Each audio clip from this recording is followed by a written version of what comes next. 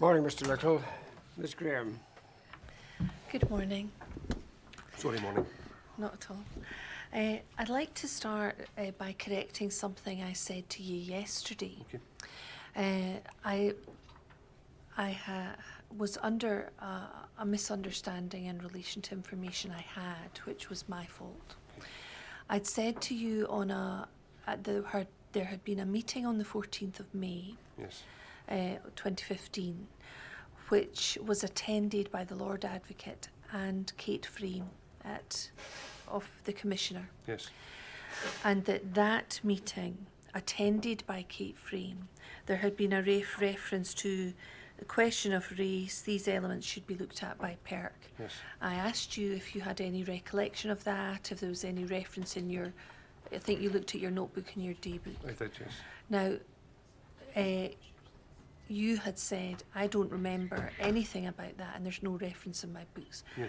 I've now, on reflection, had the chance to look through everything, and I realised that I was mistaken. There were 2 meetings on that date. Okay.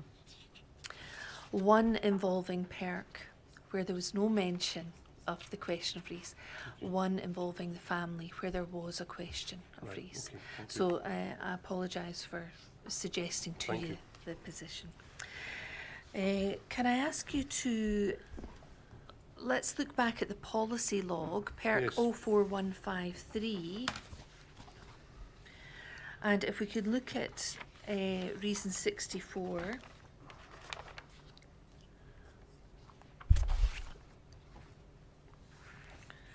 And just to recap, we looked at this yesterday.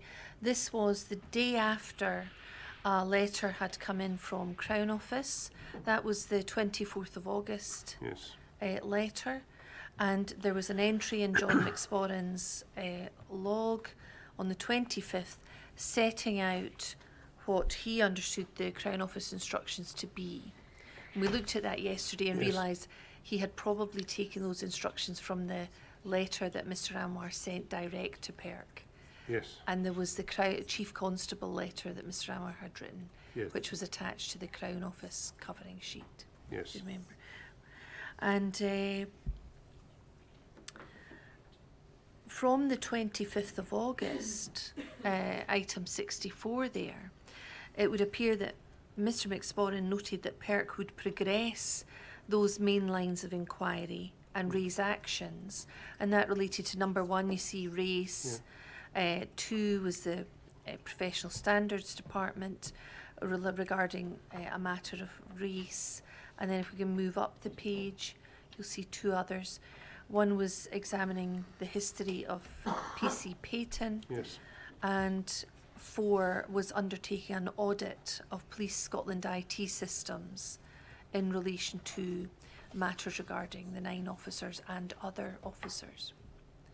So can we understand from this document that from whatever the Crown Office terms of reference or the basis on which it was noted, from that date in August, actions were instructed, lines of inquiry began to be pursued in relation to race?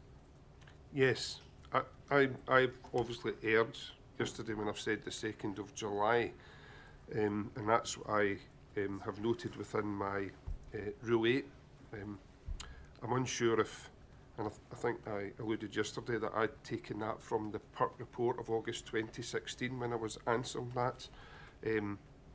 I don't know if I've typed that in wrong and I've made a mistake. I have no access to any information, so I don't know if the date in the report is incorrect. But these actions were undertaken. I undertook a lot of these actions. Yes, and I see I've been provided with a copy of my day books, and I did have a quick flick through there, and I don't see any reference. As I said yesterday, on the 25th, I was down in London, so I don't see any reference in my day book of any of that information on the 25th, 26th, you know, in that week, in respect of that. So although it appears in the policy log that Yes. Mr McSporran's been yes, writing, were you tasked with moving these lines of inquiry on I- from that date or on your return from holiday? No, I wasn't on holiday. I was in London on Oh, sorry, inquiries. you I was said that. inquiries related to this investigation. Exactly when I commenced these actions, at this moment in time, I can't say. But you know, maybe further on in my statement, it will allude to when I did certain actions. Yes, but I think we can take it from that the 25th, and that's when we undertook matters into race. Right. And at some point after you'd completed your inquiries in down south, you returned and then moved on with other inquiries after that. Yes, but also yes, I did. But I've got no reference to that in the days just immediately after that. And I was conducting matters, you know, in respect of this investigation, although I had another investigation ongoing at the same time as this at that time. Yeah. Well, so, we'll maybe see things yes. as we move forward. As I understand your evidence yesterday, you said there was no attempt to go back to the police officers who'd been at Hayfield Road to explore issues of race with them at that stage. No. And I think you talked about that yesterday. Was there any attempt to investigate social media of the officers or WhatsApp or anything of that sort? Of the officers' accounts? The 9 officers who attended Hayfield Road, was there any attempt to look into their social media presence? I can't recall. I would need to. I would imagine if that was set out, there would be an action in respect of that. I can't recall. Is it possible someone else would be responsible for doing? Yes, yes. If that was undertaken, yes. Right. There may be other evidence available to the chair suggesting that there was some sort of request in relation to Police Scotland, perhaps monitoring social media. Do you know anything about that? Well, at the outset of the investigation, we have no capability of monitoring social media, or we didn't at that time. So Police Scotland were asked if they could review social media, just open social media, just social media in general, and that was with a viewpoint of identifying any potential witnesses and MD posting up any videos or items that were relevant to the investigation. If they could identify that for us and capture it, and then we would look to trace the persons who have posted it, if there was a video posted or whatever. Did you, from your own knowledge, at any point undertake any investigation into the 9 attending officers' social media? I can't recall.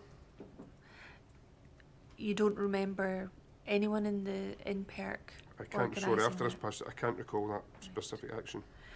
And you said a moment ago PIRC had no capability at the time Yes, to monitor social media. Was that in general?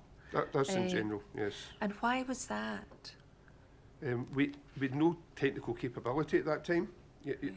As I expressed, last week, as we were a very small organisation, we were in our infancy in respect to that. So anything relating to a technical matter, we had the capability to capture CCTV. But what I mean is go and grab the CCTV.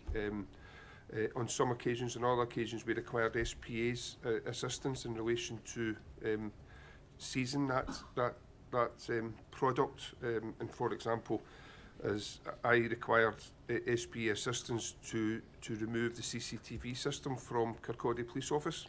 SP? SPA. SPA. Yeah. I think it was SPA. Or was it Police Scotland's technical support? Anyway, I required assistance.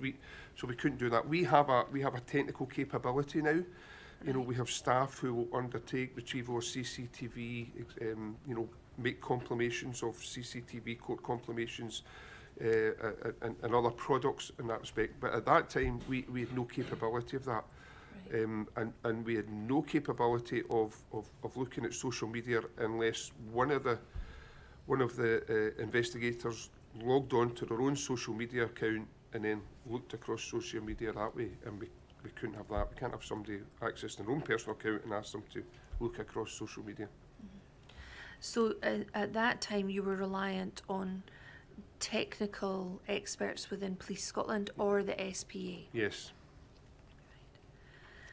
And do you have any recollection from around this time in 2015 whether you received any information from SPA or the police technical staff?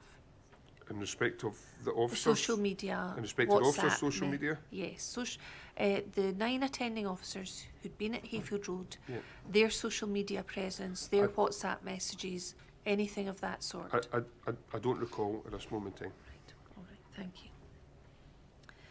Now, if we can look at your inquiry statement for a moment, at paragraph 203, so that's 421, 203.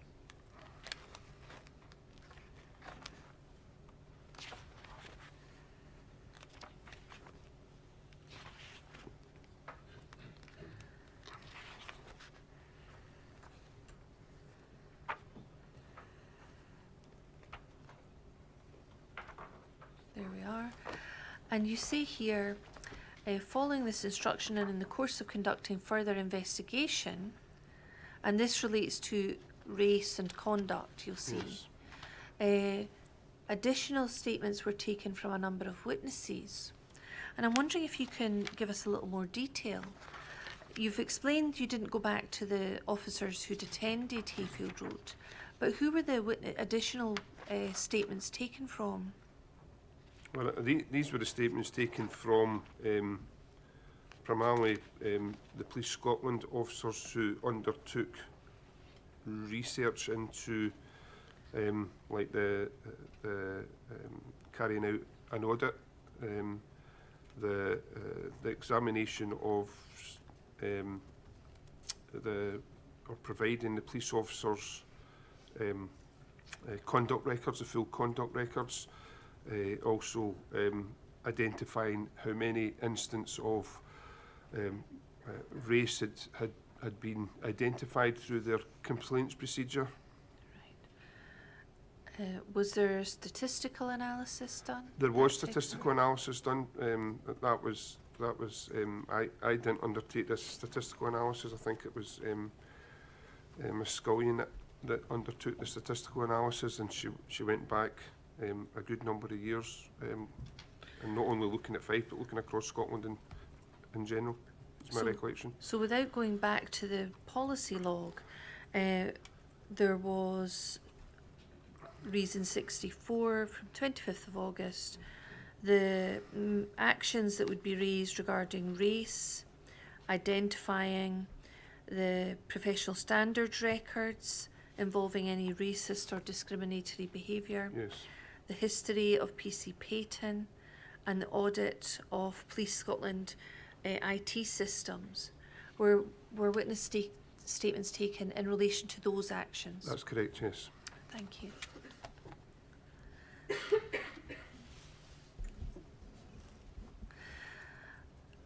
Moving on to the 2nd of September 2015, can we look at paragraph 221? And we touched on this at the close yesterday. And it says here, so this is a number of months later, 2nd of September, Crown Office wrote to the Commissioner, and where you were asked if you were aware of this correspondence. Could we look at that letter, please? COPFS 02557.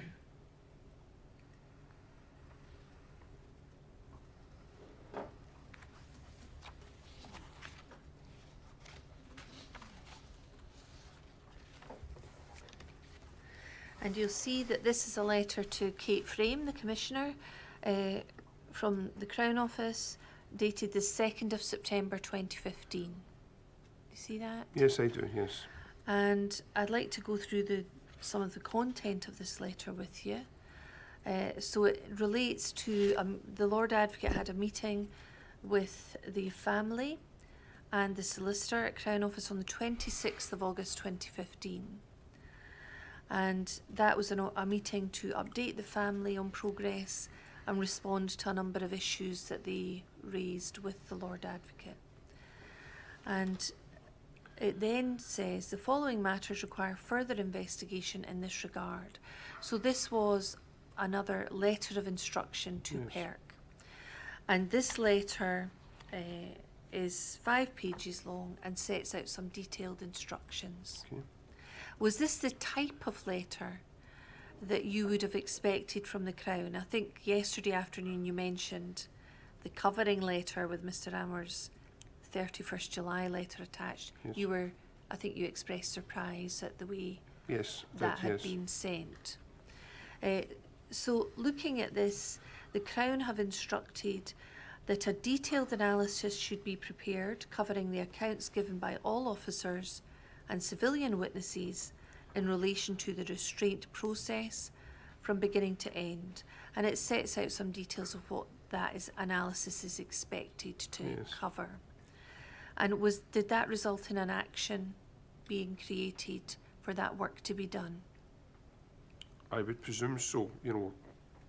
What action it was, I can't recall at this time, but yes, I mean, we're obviously getting further instruction from the Crown, so. Right. And then there's the next bullet point. The account must thereafter be analysed and commented upon by an independent expert Yes, who's qualified to comment on restraint techniques that were employed. yes, And this is a level of detail in terms of the instruction, which the previous letters seem much shorter, yes. briefer. Was this the most detailed letter of instruction that the Crown sent in relation to what was expected of PIRC? It certainly is detailed in what they're asking us to do, so yes. And then there's a number of bullet points, a couple of bullet points, where they're asking for an independent expert's view to be taken on different matters, deployment of the sprays and matters along those lines. Yes, And then towards the bottom of page 2, do we see that they were asking for a toxicology expert to be approached to give Yes. advice on alpha PVP, which I think you mentioned yesterday. And then the final bullet point on that page, it will be essential to establish precisely what information was conveyed and received to each individual officer in relation to the incident prior to their attendance. And for the avoidance of that doubt, this information is entirely separate from evidence that is now available in relation to Mr. Bio's actions from various civilian witnesses and their respective accounts. So PIRC had already created a summary or something, gathered in evidence about the 999 calls, the emergency calls, but this was now focused in relation to what the officers, the Yes. information they'd received en route to Hayfield Road. yes, And was that from airwaves and storm cards, things like that? yes, And then page 3, there was mention of instructing a pharmacist and the Crown asking to have sight of instructions to the pathologists who've been approached to provide expert evidence on the cause and mechanism of death. yes. So was it PIRC who were providing the instructions to the experts and Crown were asking to review that? My recollection is that this was done in conjunction with Crown. This was an area that I finalised. I remember I finalised the letters for the instructions. These instructions, not the initial instructions to Dr. Payne James and Dr. Karch. And my recollection is that Keith was involved in that. And this was a matter that Miss Scullion was undertaking with Crown in respect of the letters and what exactly the instruction was. And when you say Miss Scullion, was that exclusively in relation to the pathologists or more widely in relation to instruction of experts? No, the instruction of the experts, actually basically the subject matter we're saying we would like you to examine in respect of, and this is what would, we'd like you to undertake. So the kind of, but my understanding is that was done in conjunction with Crown. Now, see there, that does lay that out. It does say, you know, that obviously that, and I can't remember who's that letter from, is it, you know, but whoever the letter is from is... It's from Les Brown, Okay, the head of criminal allegations against the police division. So basically it's saying they wanted to review that, so there would have been no letter would have gone to any expert identified and engaged, bearing in mind it's Crown that engaged the expert witnesses, it's not PIRC, before that instruction was sent to them. When we arrived this morning, you said you'd been down, I think, was it in London or down south? It was, yes. Was that to deal with an expert? It was, yes. That was to see Dr. Karch. Dr. Karch. Had he not received his letter of instruction and his expert witness package before you went to see him? He had, yes, yes.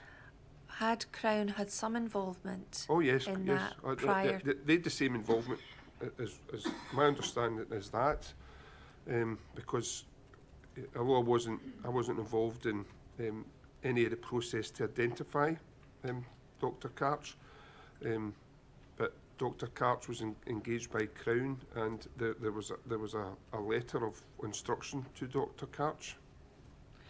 So when they say here, I require sight of the terms of your instructions to the pathologist, does that mean the Crown had seen the letters to the pathologists and had some input, or they were simply asking because they hadn't seen the letters to the pathologist? No, my understanding is they'd seen the letters and had real input into the letters. Right.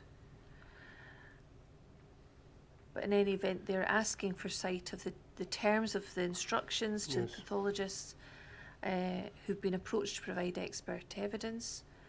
They note that at page 54 of your report that there is confirmation that Mr. Bile was handcuffed to the front and had leg restraints applied on his arrival at hospital. I require confirmation that all of the pathologists instructed have been advised of this fact and have been asked to comment upon the significance of this evidence, and in particular whether such restraint could have contributed to any positional asphyxiation, given the fact that these restraints continued to be applied after he became unresponsive and following resuscitation attempts. And then they also ask matters in relation to the fractured rib and the most likely mechanism as to how that injury was sustained. Yes.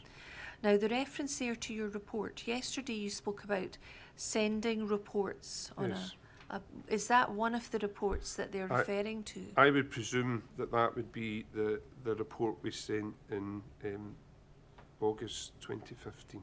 Right. And that was an interim update as such? Yes. Primarily connected with the events that occurred at Hayfield Road, you know, the events there. Right, thank you. Then they ask for an update on the forensic work and ask about the comparison in relation to the knife. Yes. And then there's comment about the health and safety executive here. Yes. And tell me what you remember about any involvement or otherwise with the health and safety executive. I don't remember myself being involved in any engagement with the health and safety. I don't recall that. It does mention John McSporran. Perhaps he's more in a position to help us with that.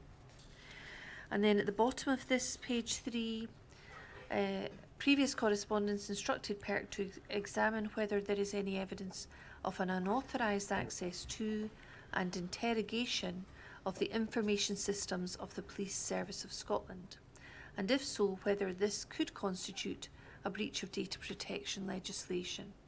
And this investigation should be carried out as expeditiously as possible. And we saw in the policy log reference to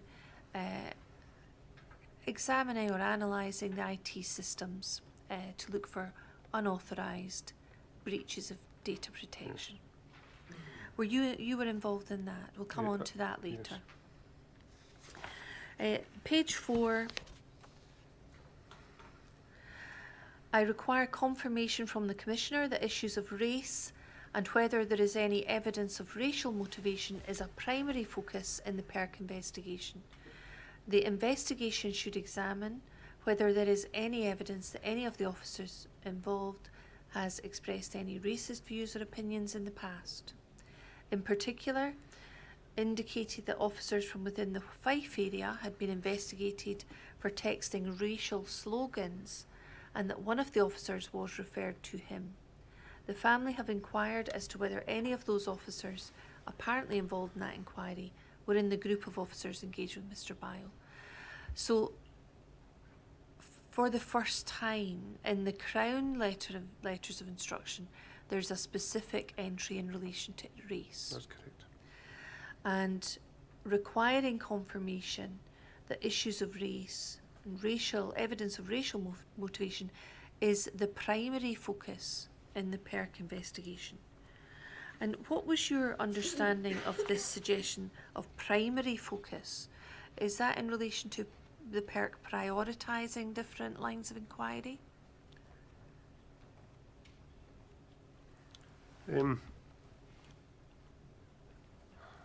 Reading it now as a primary focus,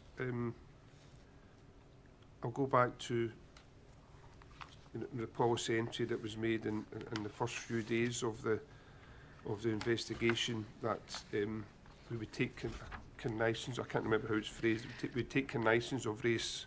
We could look at that now. If it emerges. So, let's go back. Although we were mindful of race, we were being mindful of race. As I said yesterday, we hadn't received an instruction on race. This is quite clearly an instruction on race. And in my Rule 8, this is obviously the letter I'm referring to. I've said the 2nd of July, it's the 2nd of September. I've obviously typed a 7 or a 9 in my response respect to that. So here, basically, we've been asked to put front and centre, to investigate race, and I think that's detailed in the policy log, and that was detailed in my Rule 8. The matters of race. I would say it's not saying here as a primary focus. I take my reading on that is, yes, it's a primary focus, but so is the examination of data protection, the identifying and instruction of expert witnesses in conjunction with Crown. So there is all these areas to build at. So my reading of that is, that's not to say we have to devote every resource we've got to race and then we'll move on to the other matters. We have to keep all the other matters moving along. Thank you. And then the next paragraph, associated with this aspect of the inquiry, I have already been in correspondence with you regarding the investigations instructed and those related to PC Peyton and a possible history of racism. Yes. Now, can I ask you to look at 66 in the policy log? So reason 66, and we'll have that up on the screen. PIRC 04153.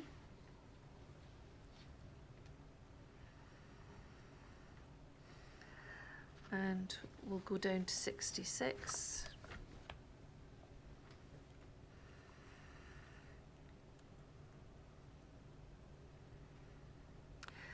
And this is dated the 3rd of September. So the day after the date of the letter from the Crown. And it says, instruction from Crown, additional investigation and requests for information, and a number of items are listed there. Yes.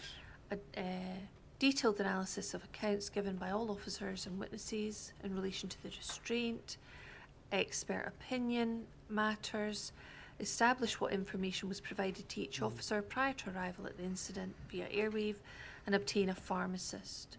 So it doesn't seem to appear to be a complete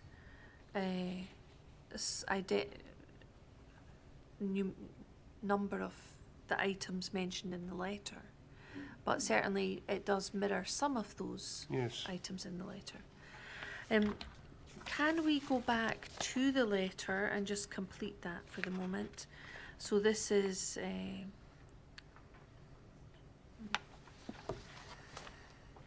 COPFS 02557, and we were on page 4.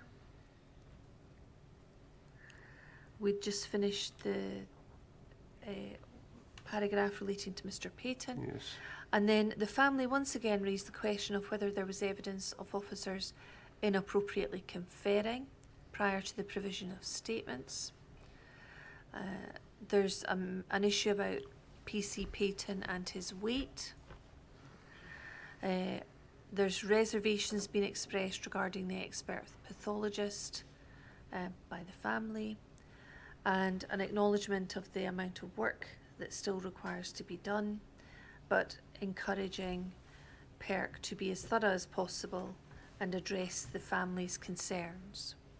And then over the page it just completes the letter, and we see it's from Les Brown. Yes. Now, going back to the policy log and looking at 66 again, which was the entry from the 3rd of September.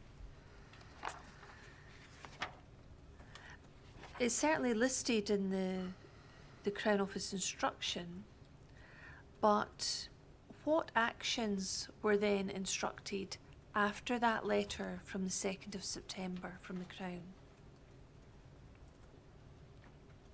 So that's item 66, yep, which deals with the letter, and then we can move on down that page. Keep going, please. We don't see any specific actions listed there under the information about the letter. Can you help us with that? Could you scroll up a wee bit again, Yes, please, if you don't, just to the 67.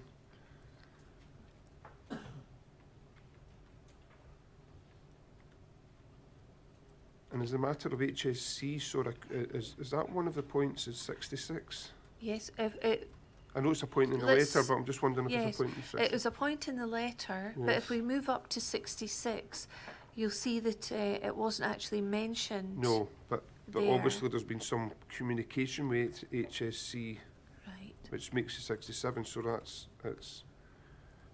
what actions were actually raised in the clue system? I need to examine the clue actions. Right. So, from your understanding, after the 2nd of September, were actions ordered and steps taken in line with the Crown Office letter of instruction? My understanding, yes. You were still the deputy at that stage? I was, yes. Now, a few moments ago you mentioned the earlier passage in the policy log. I'll just ask you to look at that now, yes, for completeness. It's number 21, I think. So we can go back to 21. And this was at an early stage, as you said. I think it's dated the 9th of May. Number 21, yes. And it talks about cultural and religious issues. PIRC flows will establish the religion and sect of the deceased and any cultural issues, seeking support where necessary from ScotGov lay advisors in order to provide appropriate support, advice and assistance to family of the deceased, although not directed by Crown Office at this stage, take cognizance of any issues of race if they emerge. Yes. And then the reason given is provide appropriate support taking cognizance of cultural and religious issues, address family concerns in a supportive and sympathetic manner. Yes. And when you were talking about PIRC taking cognizance or being mindful of race, was it this reference that you were referring to? It was, yes. And was this in relation to, mainly in relation to the family and flows? No, I would take that. So the first aspect, the first paragraph, is in respect of the flows engaging with the family, and then the second part, although not directed by COPFS at this stage, take cognizance. I take that as a separate and that is for the investigation as a whole to take cognizance of race. Right. And in what way did PIRC take cognizance of any issues of race? It was just to be aware, make sure you keep an open mind and have awareness. And did any issues of race emerge prior to the 2nd of September when Crown Office instructed PIRC to consider issues of race specifically? Not that I recall. No.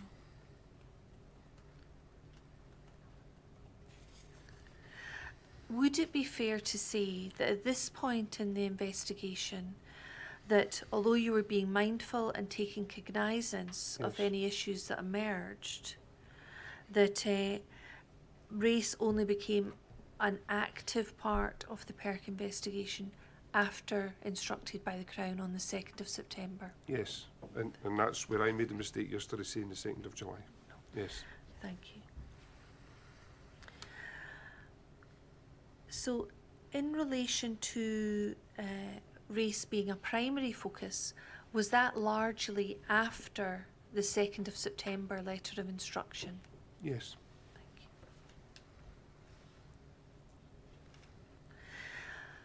After that letter of instruction on the 2nd of September, obviously the terms of reference have expanded Yes. for PIRC. What additional resources were you given at that time to allow you to pursue those lines of investigation? None. And in fact, it'd be fair to say that actually the resource deployment had decreased by that time because we had a number of other death investigations that needed, I think I said right at the very start, when this incident first occurred, we assisted all live investigations, we assisted them all, but as time moved on, and I can't remember the date of the M9 incident, but I think the M9, by the time we got to 2nd of September, the M9 incident had occurred, so we were having to resource that. For myself personally, I was dealing with another death in custody as well, so I was, but we'd no other resources to get. You can only use what you have, and you have to deal with the matters in front of you, and we couldn't keep all the other matters and investigations, we couldn't keep them assisted, not when now into September, when this has occurred in May. That would be just totally unfair to, the families of other deceased people. Can I get you to help with the resources? Yes. You talked about coming in on the 4th of May Yeah. and essentially using everyone. You Bar gave one. Bar one. Yes. And then you said at some point after that you'd actually asked for additional resources, and I think you said you got around another 6 or 7 members of staff from a different department. Yeah, from no other department. There From is, other yes, departments. yes, but I was provided with them for the specific purpose of getting the house-to-house inquiries finished. I think I alluded to yesterday, the house-and-house inquiries are very important, really important in investigations where something happens out in the street. But So- they take a long time because, as I said yesterday, people aren't just sitting in the house waiting on us. We have to repeatedly go back and forth. Do you remember when or around what time did you get those additional resources for the house-to-house? I'd be fairly on it, and it'd been the first few weeks of the investigation. It certainly, I'd say it'd be May, and at the most into early June. Yeah. How long did you have those additional resources at that point? Not long. It's not like I had them for weeks and weeks. I can't remember how long I had them, but it wasn't long. I didn't have them for weeks and weeks and weeks to continue, because vice versa, they've got their matters to deal with. So by the 2nd of September, they were long Oh, they gone. weren't with us. No, they weren't with us. No. And you've talked about other investigations commencing, other Yes. important matters arising for PIRC. Obviously, on the 4th of May, you had everybody bar Yes. one. When had that altered, and what was you've said by the 2nd of September resources had actually gone Yeah. down. Yes. Can you help the chair understand? I think the overriding factor was as I referred to the M9 incident, the death of the following the road accident that was undiscovered. Yes. Again, that was attracted a lot of media attention. Yeah, so we had to resource that as well. So by 2nd of September, can you recall how much you had by way of resources? No, I don't know if I've marked it up in my day book. But what I recall, and I think what you'll see from there is a lot of the additional work being undertaken was being undertaken by myself, in respect of these are particular aspects around about the data protection, the aspects around about the expert witnesses once they were instructed, engaging with the expert and making arrangements to go and see them and such like, and John as well.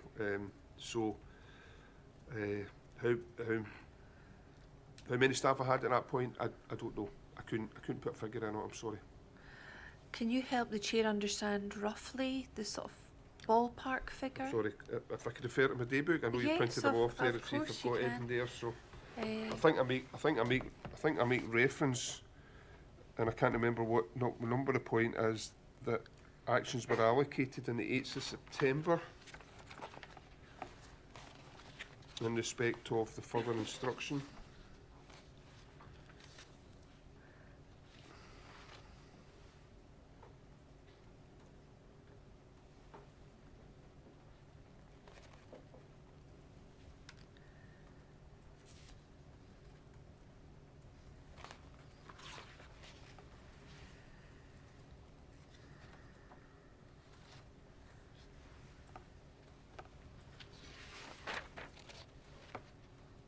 It's actually the I don't know if it's Wednesday the 8th or Wednesday the 9th. I've overwritten, I don't know if I've overwritten the 8 and put the 9. I've obviously put the wrong, but it was on the Wednesday following this letter. So the Wednesday after the 2nd of September? Yes.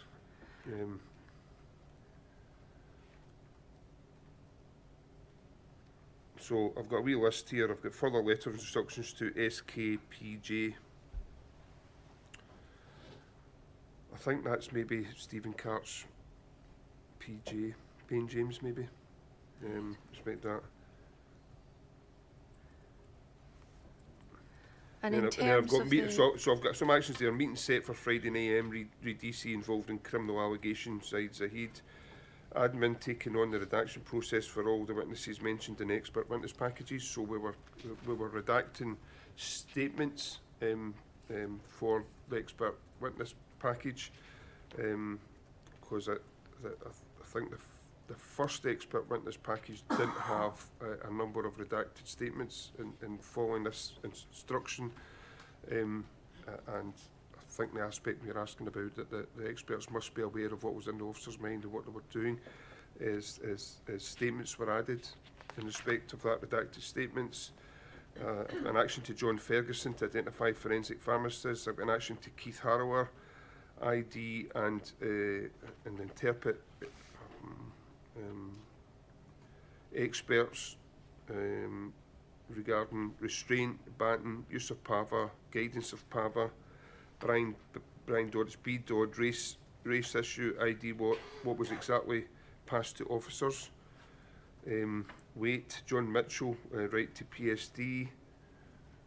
And then I've got email to Liz McLeod, who's one of the chief inspectors at Professional Standards, re-allegation concerning Peyton, file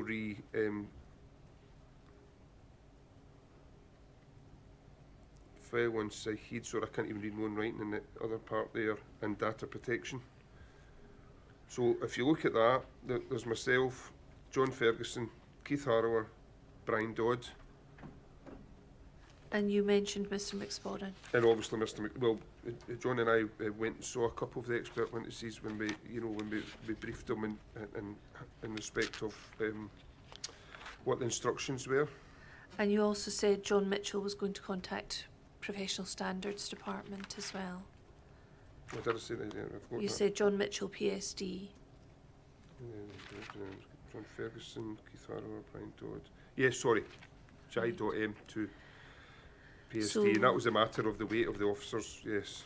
So 5 investigators by then, and John Mitchell making some calls to PSD to pursue that line.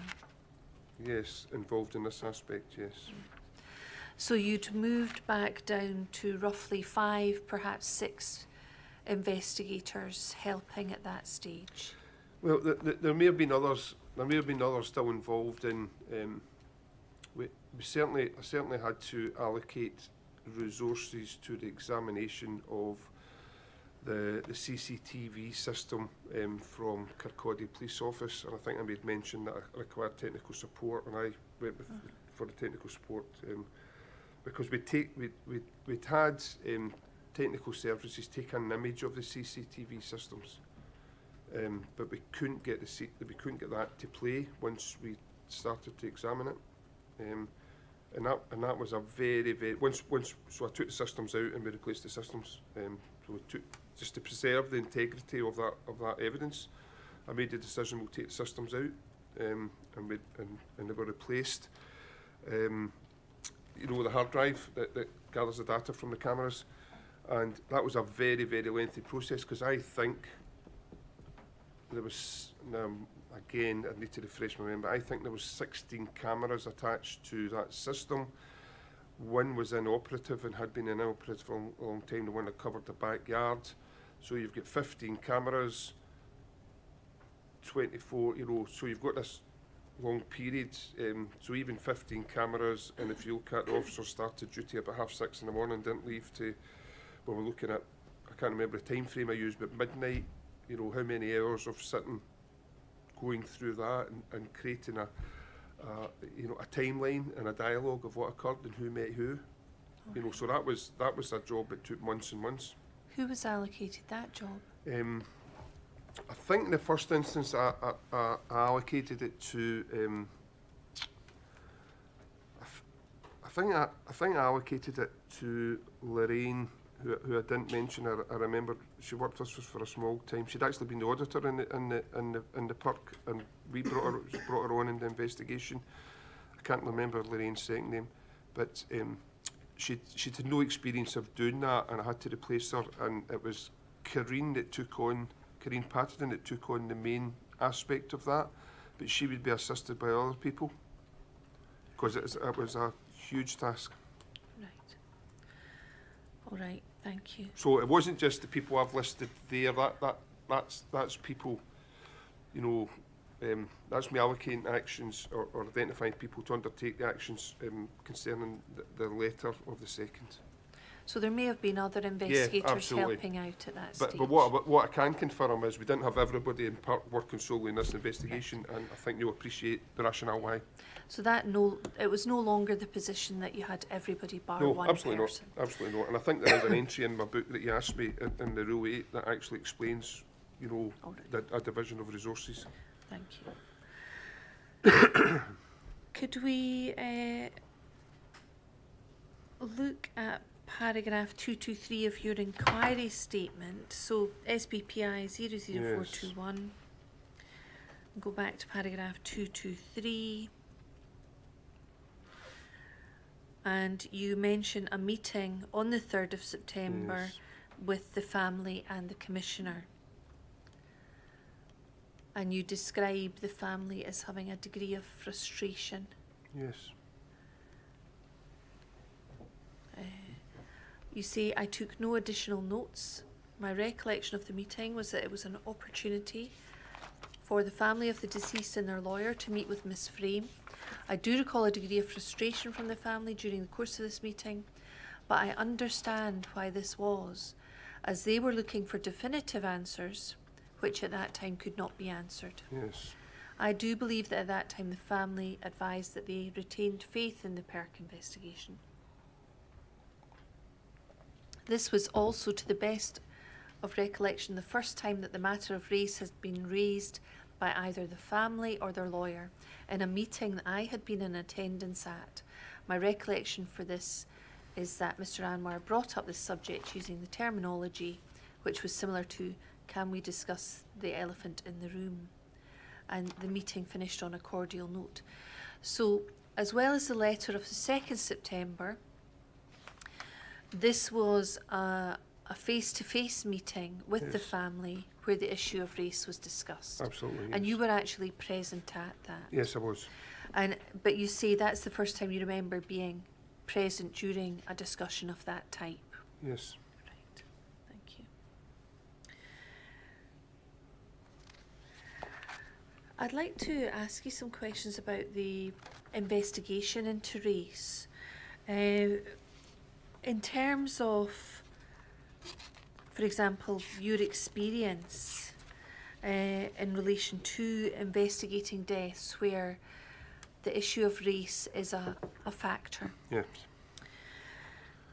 Now, prior to the 3rd of May 2015, and either as a police officer, because you had a lot of experience as a police officer, or as a PIRC investigator, what experience did you have of investigating deaths in police custody or deaths after police contact where the deceased was black? I had none in respect of that. I had dealt with an unexplained death involving a black person when I was a detective inspector at PIRC. Right. Okay, I had dealt with that, but following a death in custody, a death following police contact, no. Nothing. And tell us about this experience you had in Partick. Yeah, it was a female from she was from Somalia, and she resided in the high flats in an area of Partick with her 2 children, and the report was there was blood all at the bottom of the high flats, and then there was no body, and then there was a blood trail going into the high flats, going into the lifts, coming out the lifts on the floor, going back into the lift, back up, back out the lift, and then a trail to a house. So I sent, we became aware of it. I sent a team down to try and establish what happened. We forced entry into the house, and the lady was found dead inside. Post-mortem revealed that she'd suffered injuries consistent with falling from a great height. And once we seized the CCTV, we were able to say that. But the conundrum was that another female had come over from, I think it was the Netherlands she came from, and she was saying she was a sister of the deceased, and they came to visit the deceased, and part of the issue was the 2 children that we believe to be the children of the deceased. She says, no, they're not. Her children are my children, and I let her have my children when she entered the UK because it would help her get accommodation and benefits. And she came back to take possession of the children again. Ultimately, the investigation identified that the deceased female committed suicide. But we then had the conundrum of trying to identify who actually was the mother of these children,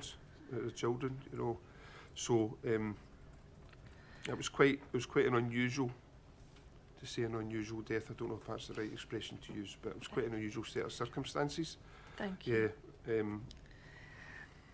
Turning back to your experience since, let's look at paragraph 364 of your inquiry statement, please.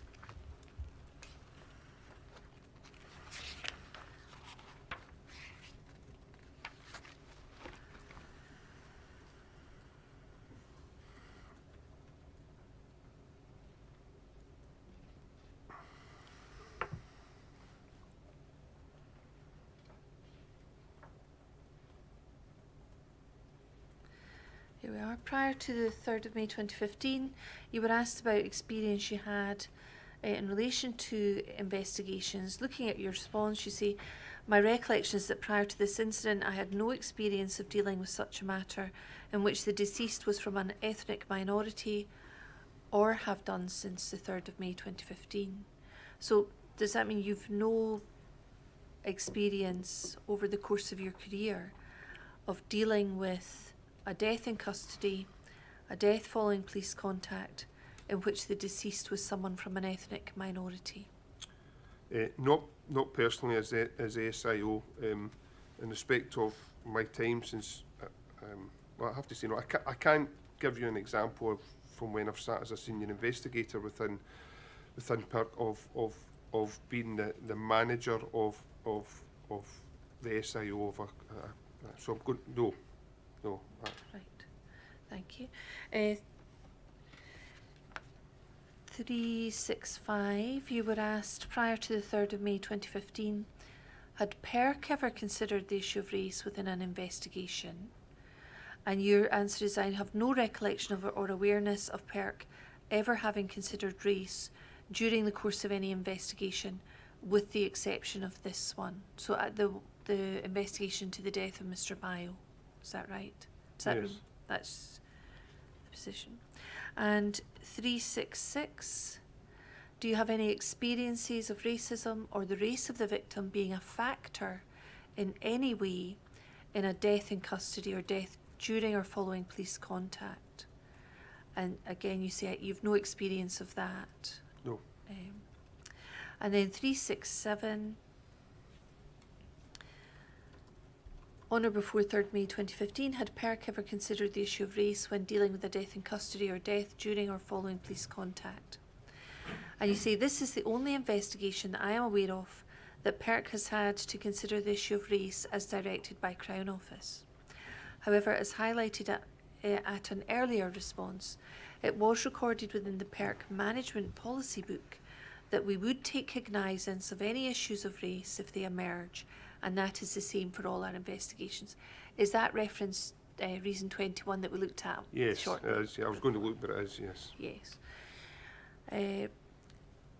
And then, just for completeness, 368, you're asked if race or ethnicity of a deceased is automatically considered as part of an investigation. And you say the race or ethnicity will always be considered to ensure that an open mind is maintained as to what may or has occurred. In addition, race or ethnicity in particular can have a direct bearing on dealing with families of the deceased, especially in respect of cultural issues. And can I ask you about that? Yes.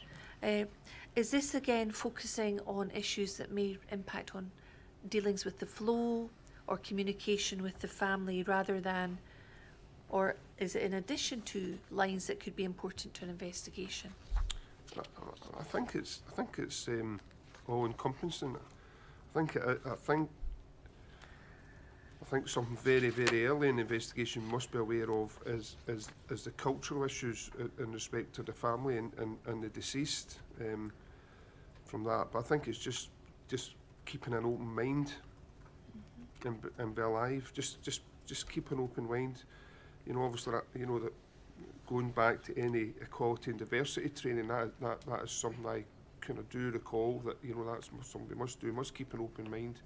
Don't be closed to, be alive to what may be there. Okay. Can we look at paragraph 217, please?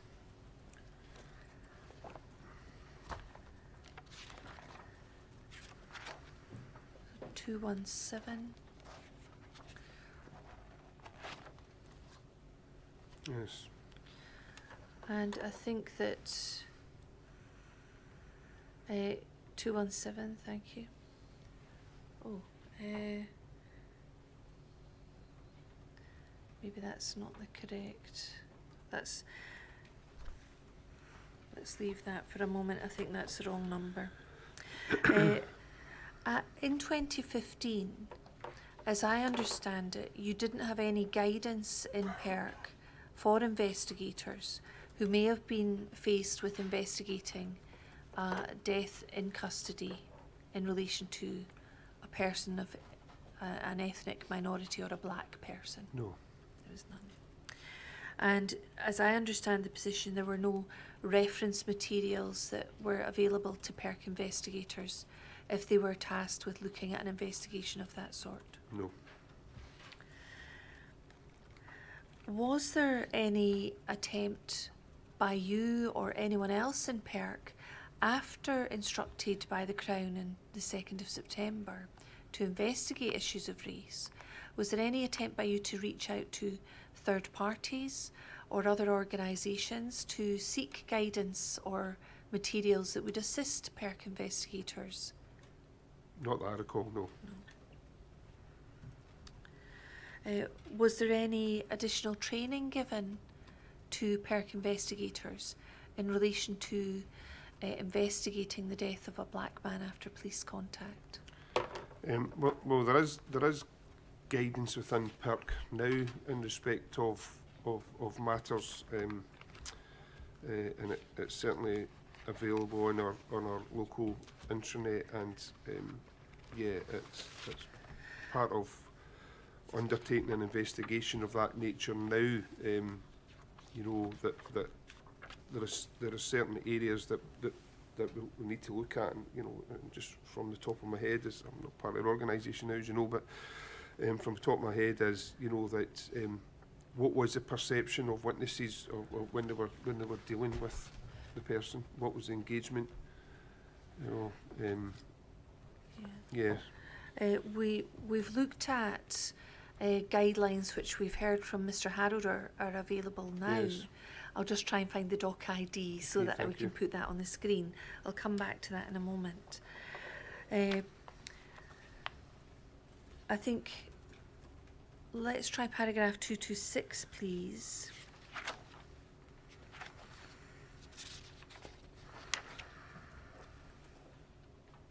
Yes.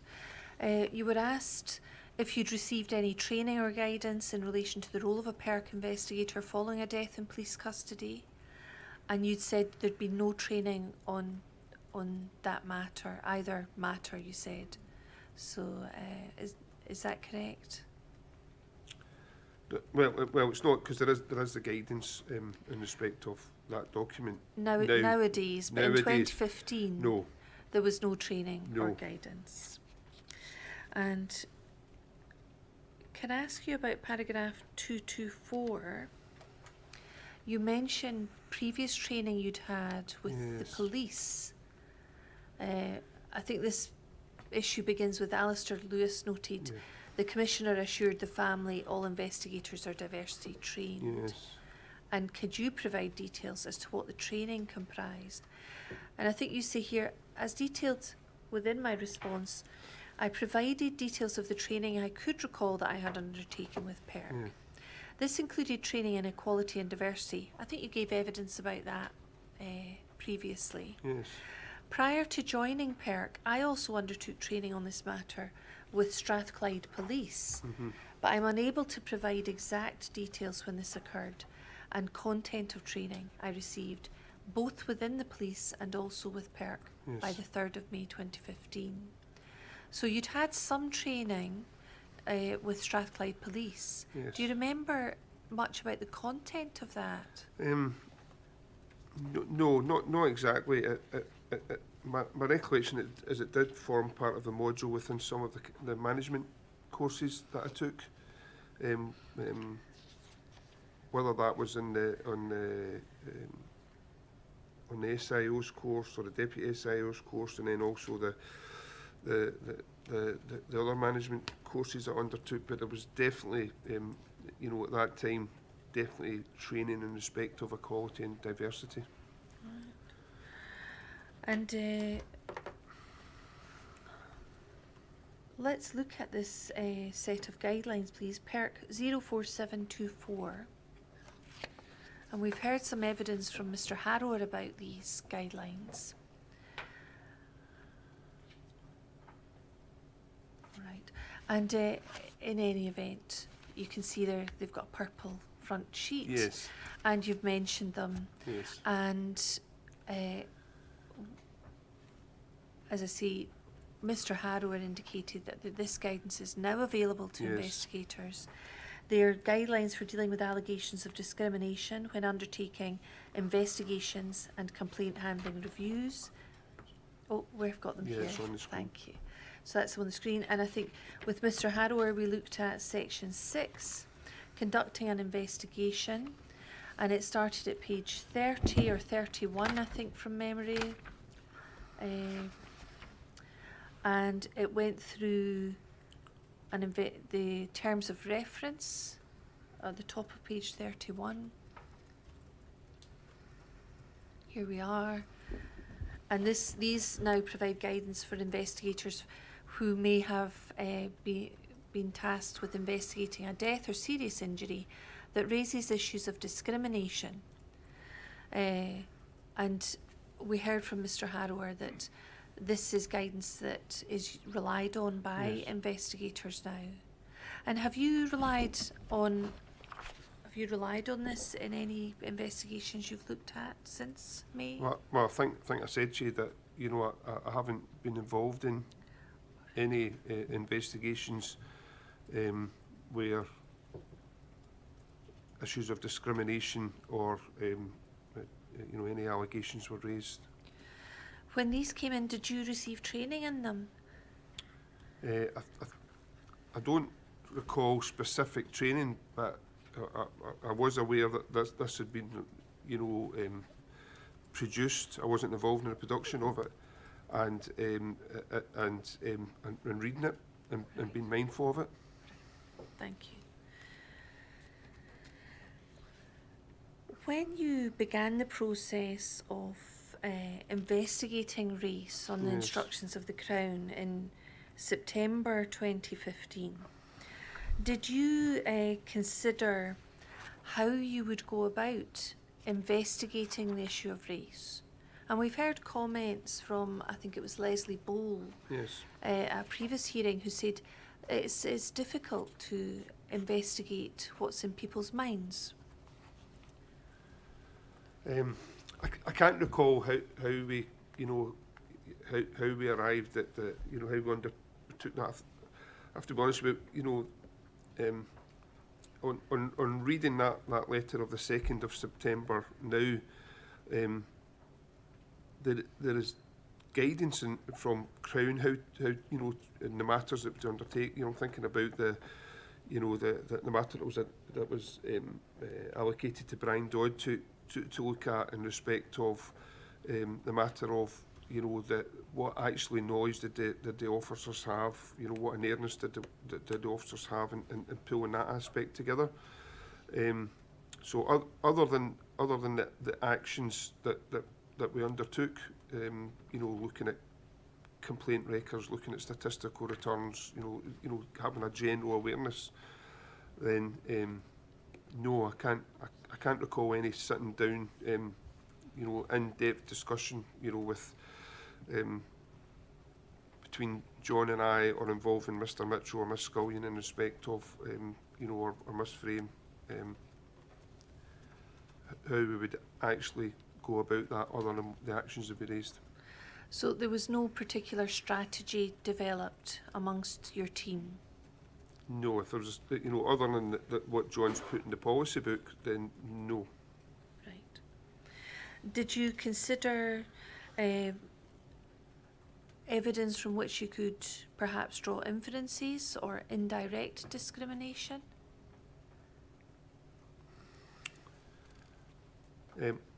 No, and by that, I think you're maybe referring to information provided in statements we'd already been taken. You know, in respect of that, I can recall, you know, the fact is all the statements from the principal witnesses were with Crown. You know, if Crown wished us, you know, to go back into that matter, I would have expected some form of instruction or guidance from Crown in respect to that. You know, I think, as I've said, Don't believe there was anything like that no, in the 2nd of September I don't believe in us, you know, to do a backtrack other than the action that Brian Dodd had in respect of what was the understanding and what was information available to people. Would it be fair to say that PIRC at that stage looked at what was set out in the terms of the 2nd September letter from Crown and dealt with those matters, Yes. but did not look much beyond that letter. That is, yes, that's... Is that fair? Yes, that is. So, no suggestion of anyone in PIRC going and looking at other inquiries or No. looking at reports or nothing like that? Or seeking advice from anyone who No. had professional experience? No. Was any further guidance sought from Crown about No. this aspect of the investigation? Not by me. No.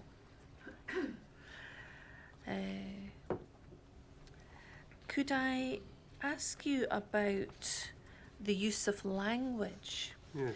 And I know you've been asked about this in your inquiry statement. Could we look perhaps at paragraph 208 of your inquiry statement, sorry, 421. Yes.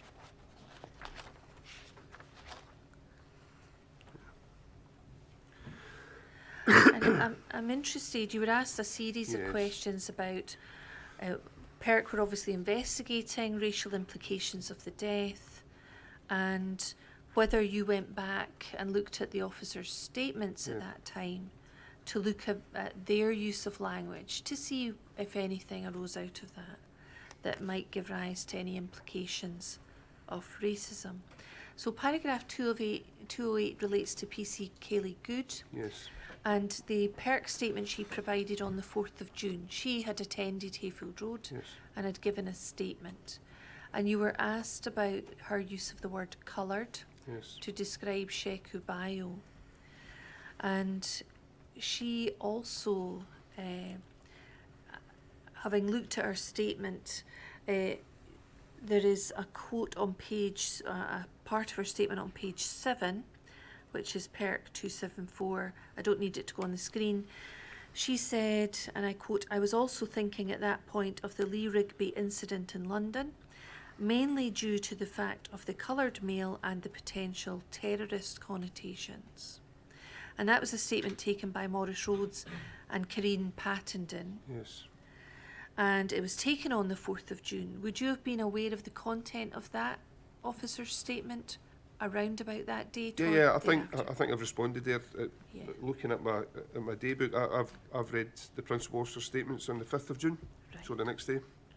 But I wasn't that aspect wasn't brought to my attention on the 4th. No. I read on the 5th the statement. So you're aware of the content of the statement on Yes. the 5th of June. From the 2nd of September, PIRC have received the instruction Yes. from Crown. You said, "I have no recollection around this term used in PC Good's statement, and I did not raise an action for all statements to be checked in a manner you prescribe.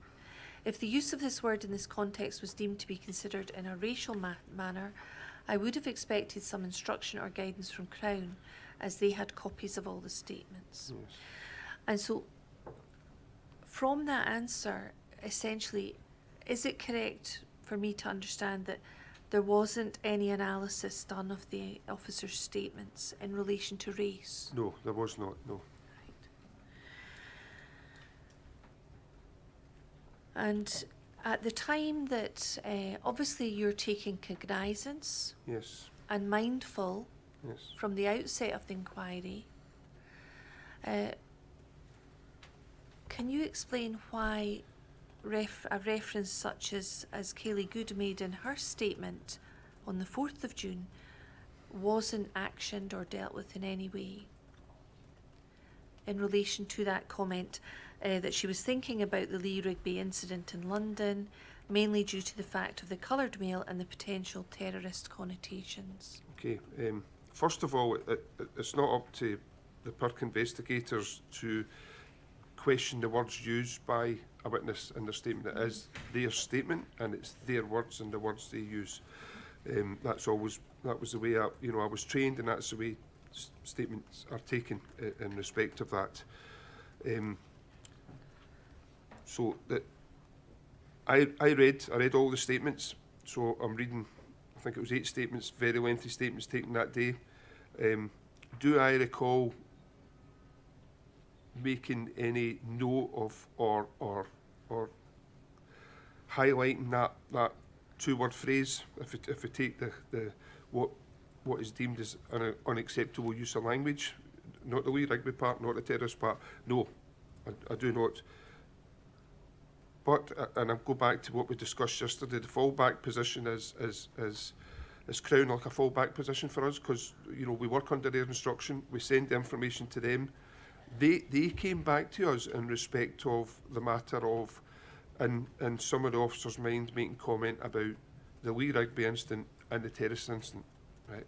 And we re-interviewed the officers on that aspect, okay?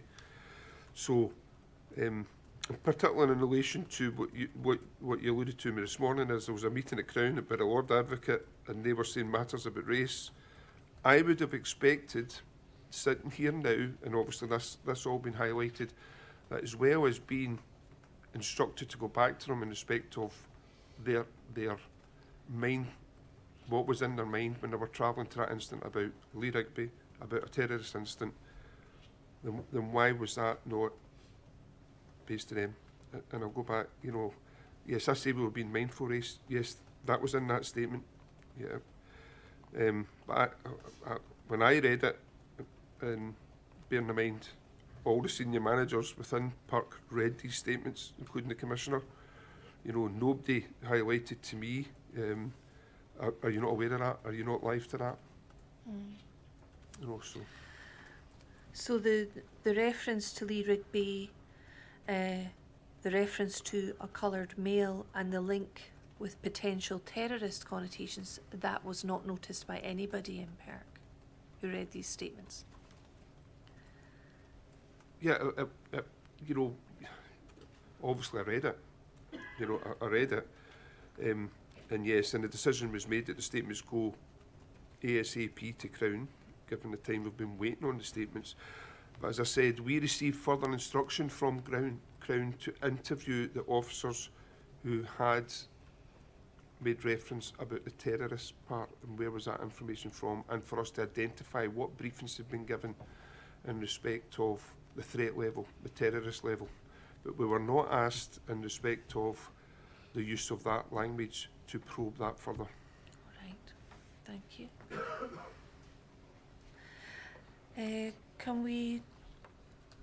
Can I ask you about Maxwell?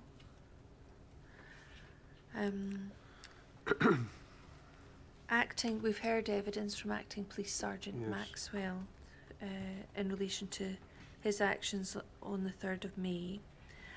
And in his self-penned statement, you weren't asked specifically about this in your inquiry statement, but in Maxwell's self-penned statement, it's undated, but on page 2 of this statement, roughly paragraph 4, up from the bottom of that page, he says, and I quote, "On arrival at Locus, I witnessed a black-coloured male." And was there any work done by PIRC in relation to Sergeant Maxwell? Not that I'm aware of. And no one drew that to your attention? You didn't notice any the reference to coloured male? Well, I would have read the statement, so I have read that, yes. Right. And in his statement, Sergeant Maxwell also said, "A part of me considered this to be terrorism-related incident based on recent intelligence and the threat level to serving officers in the UK." And that's on page 4 of his statement. But he did go on to say that his risk assessment at the time did not take terrorism into account and only would have if credible evidence was available. So again, I think your previous answer probably will explain. You were asked by Crown to go back at a later stage. Yeah, I can't remember if we went back to Sergeant Maxwell, you know, but that would be in the record if that was one of the officers we went back to regarding that. Okay. And then can I ask you about Inspector K? Yes. We talked about him yesterday, and he was recorded as saying to Inspector Stewart, who was from the ACR, and describing Mr. Bio as, "He's the size of a house." Was there any consideration given by PIRC to comments which weren't perhaps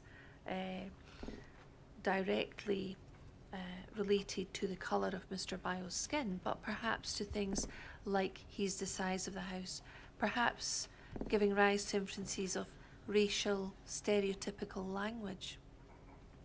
No, as I said in one of my earlier answers, is that's the witness description, and that's the witness, that's the words they're using. So, you know, we have to record that. I would expect my investigators to record that. And Nicole Short talked about Mr. Bio being deranged with superhuman strength in her PIRC statement. And she also made reference to a wee Pakistani doctor. Did PIRC, being mindful of these issues and taking cognizance of these issues, were they alerted to any issues regarding race or the language used by the officers in their statement? No. No. Did PIRC, before the instruction came from the Crown, did PIRC consider whether officers had made a connection between Mr. Bio being black and being a terrorist? No.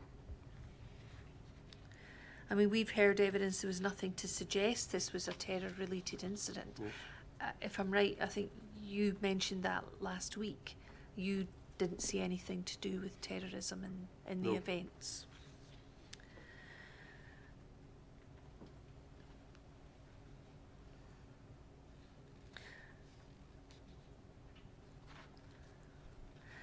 Looking back now, obviously with the benefit of hindsight, Yes. looking at the references I've referred you to today in the statements from the officers, if PIRC was being mindful and taking cognizance of possible issues of race, Yes. racism, do you think that these are matters, looking back now, that PIRC could have addressed further with the officers or gone back to the officers about? Yes, I think that's very relevant, and I think that the new policy we have in PIRC would address that. You know, yes, that These guidelines. the guidelines, yes, And the you know, because investigation chapter. yes, because I'm aware that, you know, not an investigation I've undertaken, but I'm aware that people have gone to the witnesses and asked specific question in relation to the ethnicity of the person. Did that have any bearing on what you did? You know, so we are alive to that. And these But in guidelines. 2015, yeah, but as you've highlighted, then we weren't alive to it. But these guidelines are helping investigators now to be more mindful now Yes. of these issues than perhaps they were in 2015. Yes, absolutely. And can I ask you about a couple of things that are mentioned by you? Can we Yes. look at 421 paragraph 84? This is your second inquiry statement.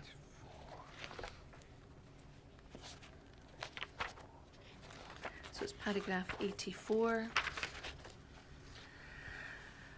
And you were asked about a note that you'd made where you say refugee status, exclamation mark, exclamation mark. Yes.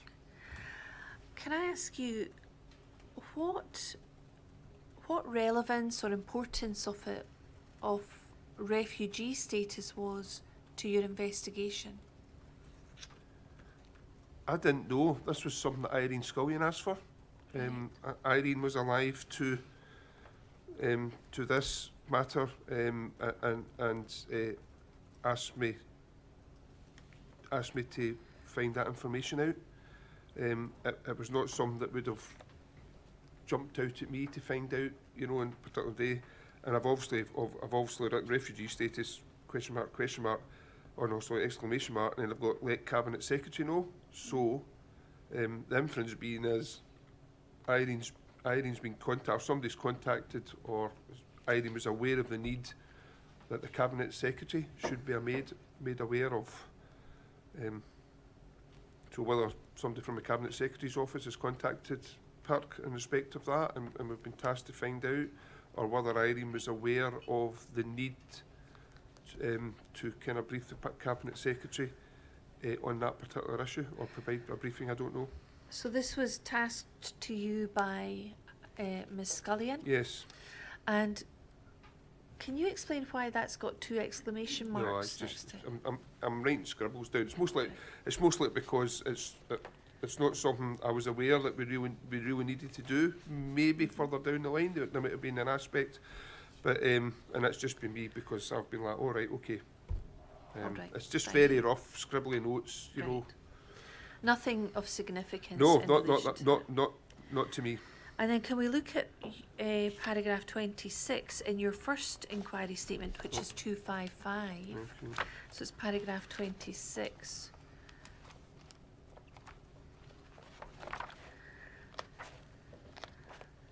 And obviously I've been going through the issues about the use of language. Yeah. And there's a reference in here to the phrase, which I think probably everyone in the room will have heard at some point in their lives, Chinese whispers. Yes. You've been to equality and diversity Yes. training now, and I'm wondering, what does that phrase mean to you?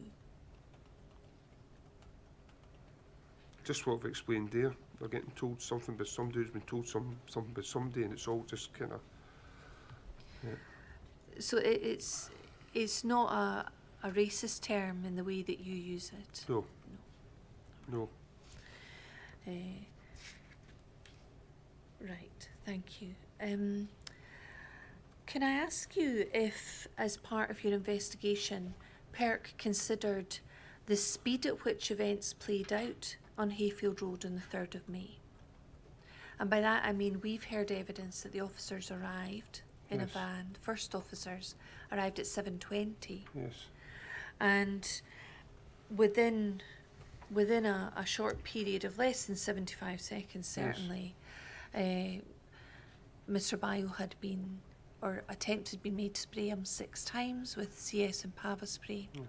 He'd been battened 2 or 3 times to the head. Yes. He'd been battened similar to the body, and he'd been shoulder charged to the ground with the use of force with Yes. multiple officers in that area. And I'm interested, did PIRC consider that aspect, the duration of, or how quickly things happened in terms of the use of force with regard to race, and whether that gave rise to any possible inferences? I don't think we examined it specifically with regard to race. We examined what was a very fast-moving, flowing instant, and that's not unusual. You know, that's an occurrence like that. That, you know, the police will attempt to gain control of a situation as soon as possible. The officers made the decision that they needed to use a level of force in respect of that. But consider that, you know, race, just because it was a black person they were dealing with? No. Right. I mean, I was talking to Leslie Bowles about hypotheses. Yes. And a race hypothesis, which Yes. I think I mentioned to you on Friday. And I put that scenario to her and asked if from that evidence, whether that would permit an investigator to rule out the race hypotheses. And her reply on day 65 of the inquiry was to rule it out. No, I would be putting that potentially supporting the suggestion. So she thought that may be evidence that may support one of the hypotheses regarding race. Did you consider any No, of that at all? I wouldn't consider the speed of an instant has anything to do with the ethnicity of the Right. person they're engaging with. No. Okay. Thank you. Would that be an appropriate moment? We'll take a 20-minute break.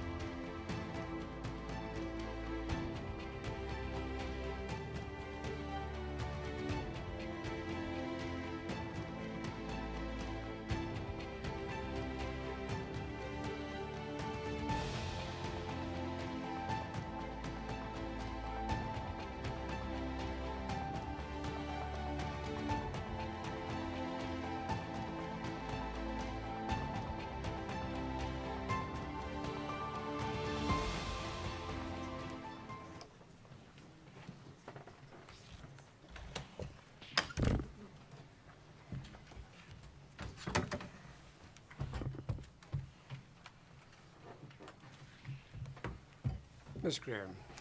Thank you. Before the break, we've touched, I'm moving on to another topic now. We've touched on the letters of instruction that PIRC were receiving from Crown. Yes.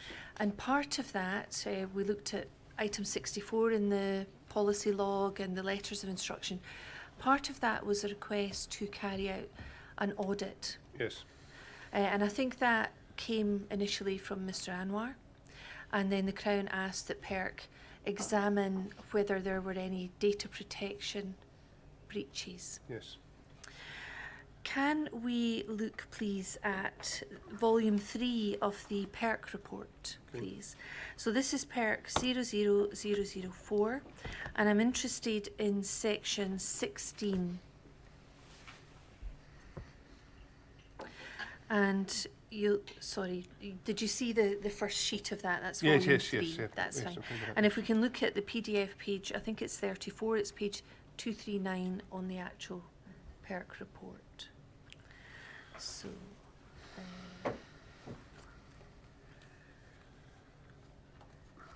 right, so you see here on the screen section 16 of this report, Yes. allegations of potential Data Protection Act offences. 16.1 repeats that. On the 18th of August 2015, Mr Amar Anwar, solicitor for the family, made a number of allegations against the 9 initial police officers who attended and dealt with Sheku Bayo on the morning of the 3rd of May. And he alleged that the officers detailed below, who had been at the incident at Hayfield Road on that date, had unlawfully undertaken checks on police computer systems in breach of the Data Protection Act 1998. He communicated these allegations in letters to the PIRC and to the Lord Advocate, and the Lord Advocate directed the PIRC to investigate the allegations. So this became part of your investigation Yes. in connection with Mr Bayo's death. And for those members of the public who are listening, can you just briefly explain what all this means? What's the problem in relation to data protection? Well, obviously Police Scotland, for instance, Police Scotland, they hold a huge amount of data and personal data on individuals, and lawfully hold it in respect of that. The data is held on different systems for different reasons. You have criminal history system, which, as it says, is a record of people who have been convicted of criminal offences and what that offence is and when it occurred. That will also hold information in respect of pending cases, and if that pending case is they're found not guilty, that will disappear from that record. The police have other systems. They have the Scottish Intelligence Database, where intelligence is held on individuals. Just as it sounds, it's individuals who are believed to be held in criminality, and there's a formal process of that has to go through before police will be able to record that as intelligence on the system. There's a recognised process from that sort of thing. There'll be a number of other systems off the top of my head here. I can't remember them, but so Mr Anwar made an allegation that the 9 officers had, he believed they'd been awfully undertaking checks on the police computer systems in respect of, and as after the list of the officers, there's a list of named persons who believed are in the main. It was members of the Bayo family and himself and other principal witnesses. I think Zahid was there. We'll come on to Yes. that. And am I right in thinking that the police, in their role as police officers, Yes. are permitted to access that personal data for police reasons, investigations or matters of that sort? Yes, there's got to be a policing purpose for accessing it, and there's different levels of access. Every police officer has not got unrestricted access to all of that material, particularly if you consider the Scottish Intelligence Database, because there will be intelligence there in organised crime groups and such like, you know. So there There'll be is sensitive data. Yes, absolutely. That's held. Yeah. It's all sensitive, but there's some maybe classed as more sensitive, and there is classifications regarding that. I have to say, John McSporn's more the person in respect of asking round about that, because John was the project manager for the Scottish Intelligence Database and his parties in police, you know. So, yeah, there was we had no evidence that that had been undertaken by the officers. What Mr. Anwar, what his allegations were that he thought that this had happened, I don't know. But the Lord Advocate instructed us to examine that aspect of it, and that's what we did. And so it became part of your terms Yes. of reference. You were obligated to look into that and investigate it. You know, the Lord Advocate's directed, so yes. Yeah. And that's the Lord Advocate. And where we've referred to Crown Office, that's synonymous with an instruction from the Crown. Yes, it is. Yes, yes. So you've talked about the policing purpose. Yes. So different officers have different levels of clearance or Yes. permission access, but all officers have to have a reason, a justification for accessing what can be personal or sensitive data. Yes, yes. And sorry, and not all the officers have access to every system. Right. That, you know, there's only, if I take CHS criminal history system, there is only a certain amount of people trained to access that. So not every officer are able to access it. They need trained, and they need passwords and such like to get into the system. So accessing any of this data is tightly controlled. Yes. And am I correct in saying that if you access potentially sensitive or personal or data and you don't have that authority, then that could amount to a criminal offence? Yes, it could, and you don't have a lawful reason to be accessing it. Yes. So the absence of a lawful reason or a policing purpose Yes. could end up with serious consequences for officers. Yeah, that's my understanding. You can't just go in because you want to go in and have a nosy. You know. Right. And then, as you said, if we look down that page, the officers who were named were the 9 officers who attended at Hayfield Road on the Yes. 3rd of May. And a list of names and personal details were given in relation to some family members of Mr. Yes. Bio, his partner, Colette Bell, Yes. and then also people we've heard were friends of Mr. Bio, so Kirsty MacLeod, Martin Dick, Zaid Saheed. Lorraine Bell, who is the mother of Colette That's Bell, correct, we've heard yes. about her. And the final name there is for Mr. Anwar, who is the solicitor for Mr. Bio's family. That's correct, yes. So you were given all of this detail, and it says there, audits were conducted on the following police computer systems for the period 3rd of May 2015 to 18th August 2015. Okay. And so you covered that period after the death of Mr. Bio. Yes, yes.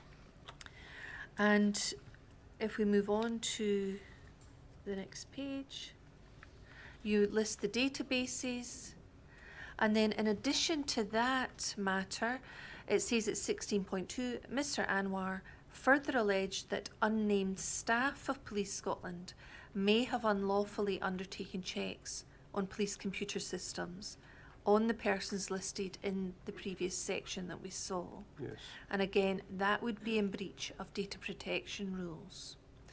So it was not just the 9 officers who'd attended No. Hayfield Road, it was a wider search. Yes, so it was twofold basically, yes. To see not just that the individual officers had done any checks, but Yeah. people who may have done those broader than that That's correct, immediate yes. list. And then if we can move on, please, and I don't need to look at the details of the databases. So we can move right on. Right, and then we can do there.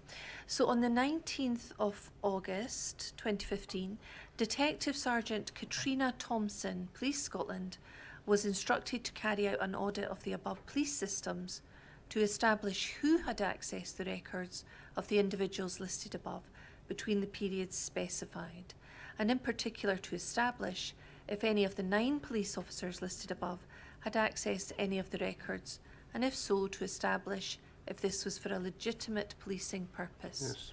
So an officer from Police Scotland was tasked with carrying out that audit.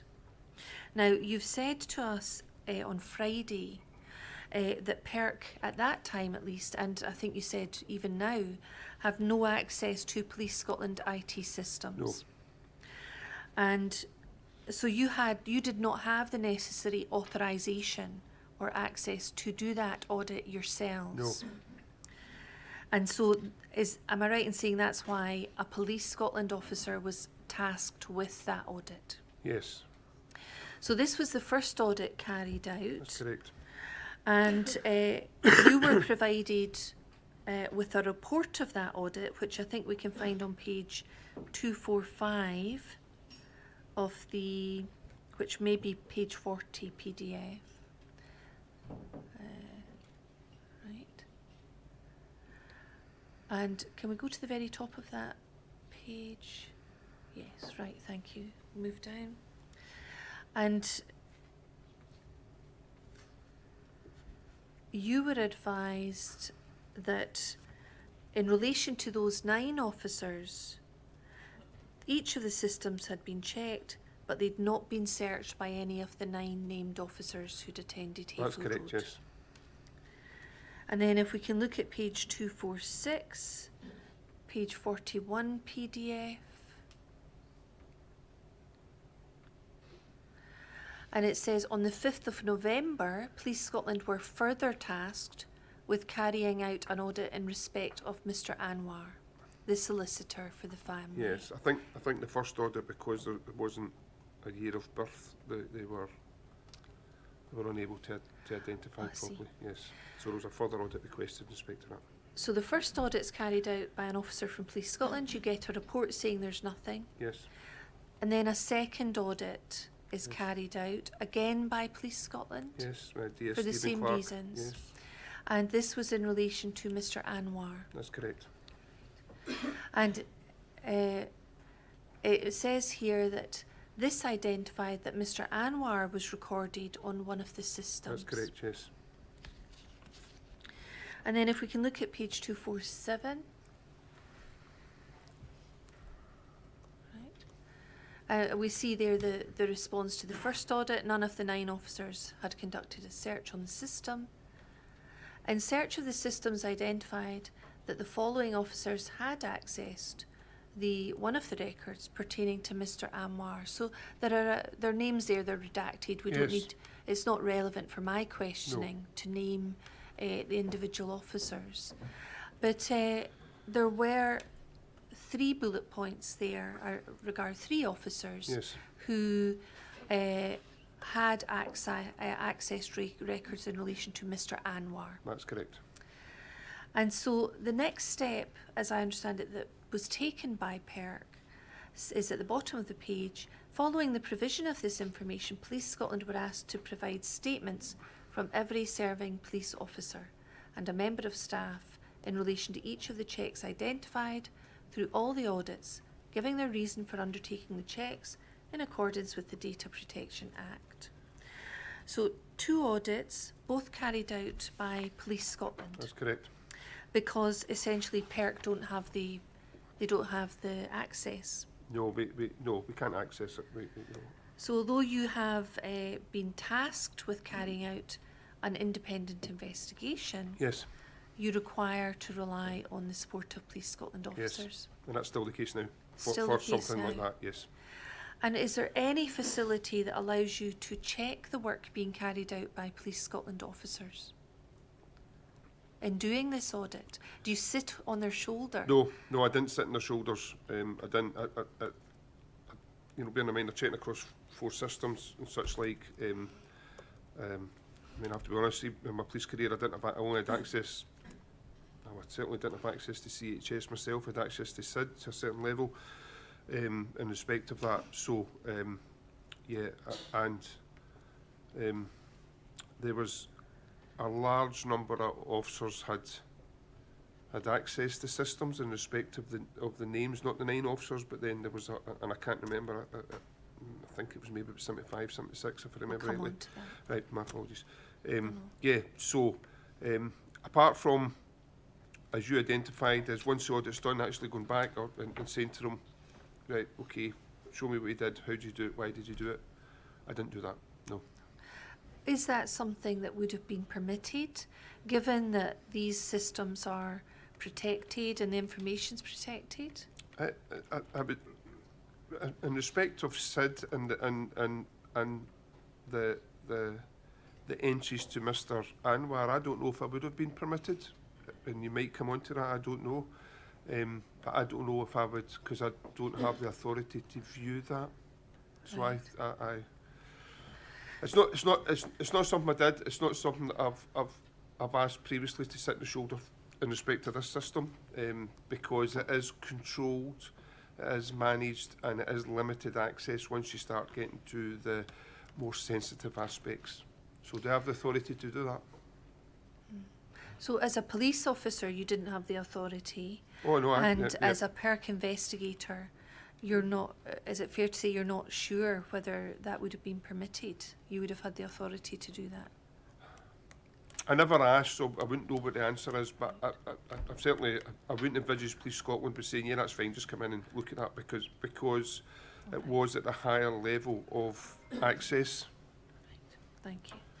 Now, we heard evidence previously, and I think I took you to documents at the very beginning of your evidence last week, where we looked at the importance of Article 2 Yes, of ECHR and the 5 principles. yes, And there was guidance at the outset of PIRC that one of those principles was independence. absolutely. And I think we've heard evidence that that was emphasised to investigators, and it was seen as, no, not at all.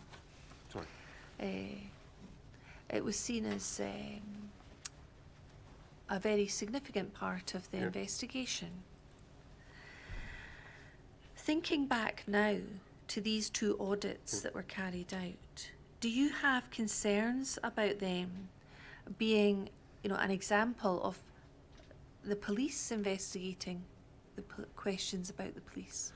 I think I've alluded on a number of occasions is we require assistance of policing bodies to conduct investigations. We require assistance at, when an incident happens, because it takes us time to get there. We're only based in the one place in the country. We're only available when there's only staff Monday to Friday, 8 to 4, with a limited out of hours. We don't have access to sensitive material. Would we all get access to the sensitive material? I doubt we would. Maybe if we could get ourselves access to the systems, we could train 1 or 2 people up that would, to the certain level that they could do that checks for the moment. There is challenges in us in PIRC maintaining that complete independence where we would have no reliance on Police Scotland, or I'm saying Police Scotland because they're the biggest organisation. We have other challenges if you take any investigation we do with the Ministry of Defence, British Nuclear. These are all kind of guarded sites, getting access to them, such like. But for this, and although I said earlier in my evidence about, we were promised, well, yeah, I would say we were promised. My understanding is we were going to get one of these systems as view only, so to a certain level we could look at it, and here we are. 10 years past, we've still not got access to it, and part of that is not just Police Scotland are happy for us to get access to that view only. They're happy for that. It's a technical issue, and how PIRC sits in a Scottish Government framework, whereas Police Scotland have their own individual framework. It's different. Is my very limited knowledge of the challenges. So it's all very well saying, well, you should. Yes, we should. We should have independent access, but we wouldn't get independent access to the higher levels of the Scottish Intelligence Database, because I could not envisage an investigation that would merit that unless there was something to do with an organised crime thing, or terrorist. And we do deal, we do get access. There's other sides of information that we deal with, and not just in this. Police Scotland have other systems that are very, very secure and very closed, that we have had to gain access to. An example I'll give would be in respect of a covert human intelligence source. Now, I dealt with an investigation regarding a covert human intelligence source that died.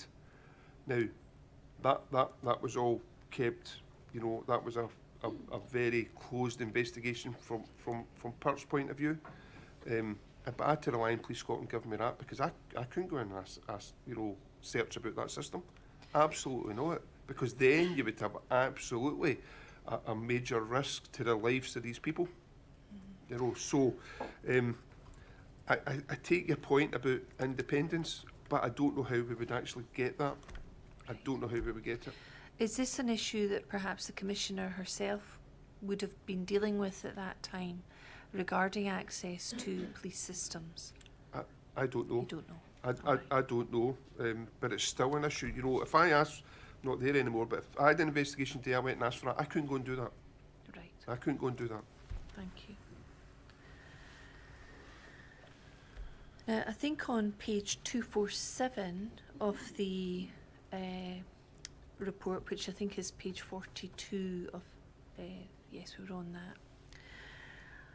that. There's a section that says, following the provision of this information, so, Yeah, there it is. yeah. Following the provision of this information, Police Scotland were asked to provide statements from every serving police officer and member of staff in relation to each of the checks identified through all the audits, giving their reason for undertaking the checks in accordance with the Data Protection Act.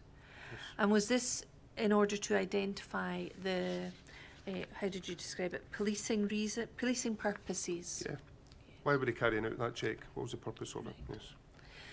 And then statements were not requested from those officers now retired who'd carried out checks, nor from officers or members of staff from organisations not members of Police Scotland.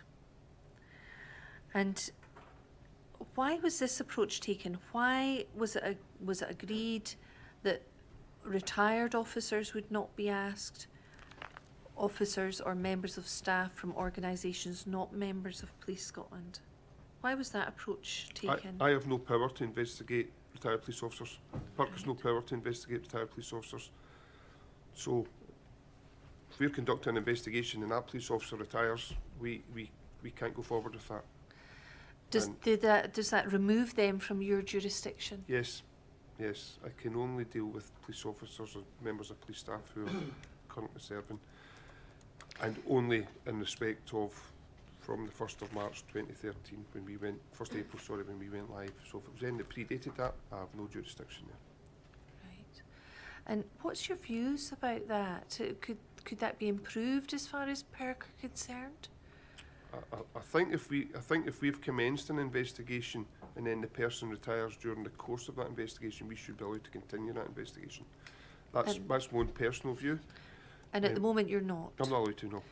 So could, in theory, a significant amount of resources and effort be put into an investigation, but if the officers you're investigating retire, Yes, that means that's the end of all of that work that you've done? yes. Right. Have you experienced that? And I don't think I've personally experienced, but it has happened within the organisation in a very high profile investigation. Right, thank you. And as well as you've spoke about the retired officers, when it comes to members of staff from organisations who are not members of Police Scotland, is the position the same, that they're out with your jurisdiction? Well, if they're not members of policing bodies that the legislation allows us to investigate.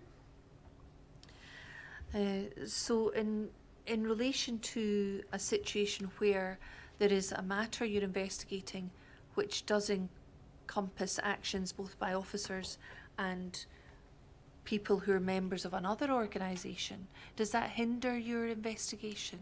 Well, I can't progress that side of it, and it need to be you would need to highlight that to Crown, and Crown would need to make a decision whether they want Police Scotland to investigate that or instruct another policing body. And actually, in respect of that aspect, I have had an investigation, and Police Scotland brought in Merseyside Police to do that side of the investigation.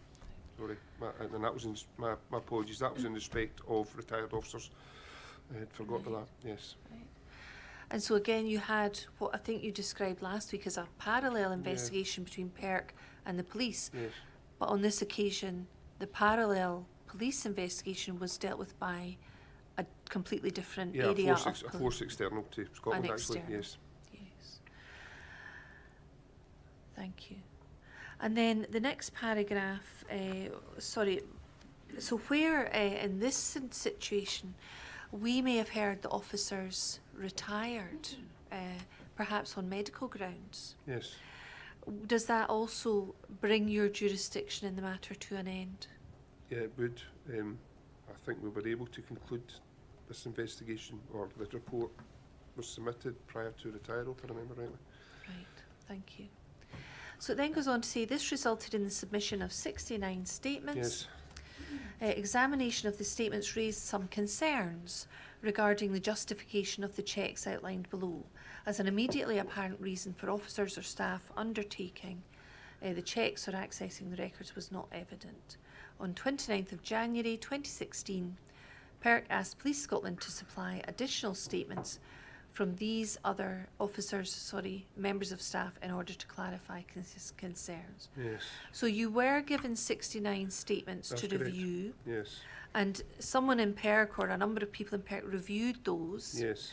And as part of that review, some concerns were raised regarding the justification or the policing purpose Yes. for each of these searches.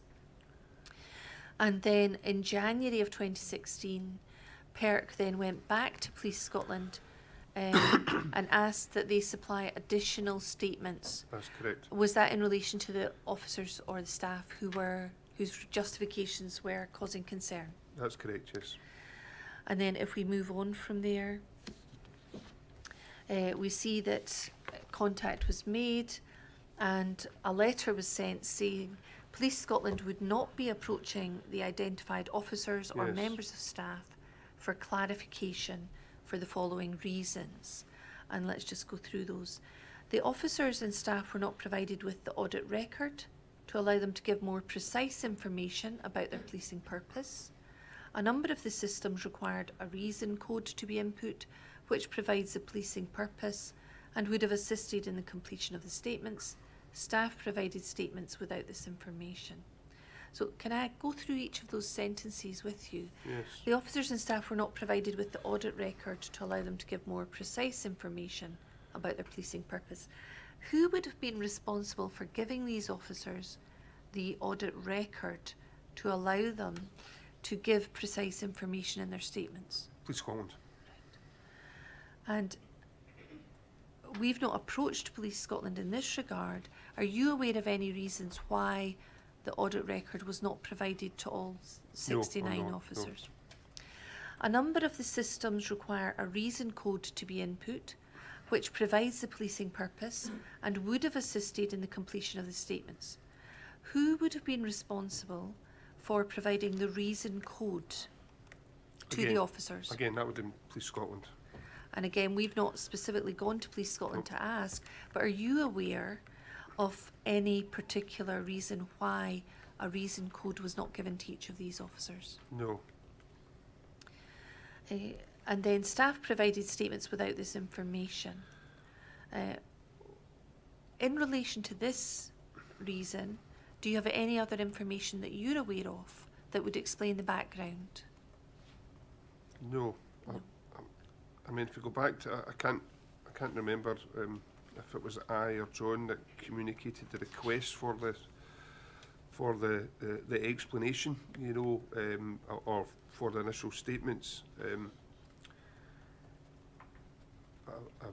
My recollection it was quite clear the purpose of what we were asking for, you know, so why the staff were not provided with this additional information that would have assisted them to provide a fuller picture of their rationale and reason for accessing the systems. Two officers and staff are not routinely required to provide statements justifying their access, and there is no policy which requires them to keep a record of each check they make.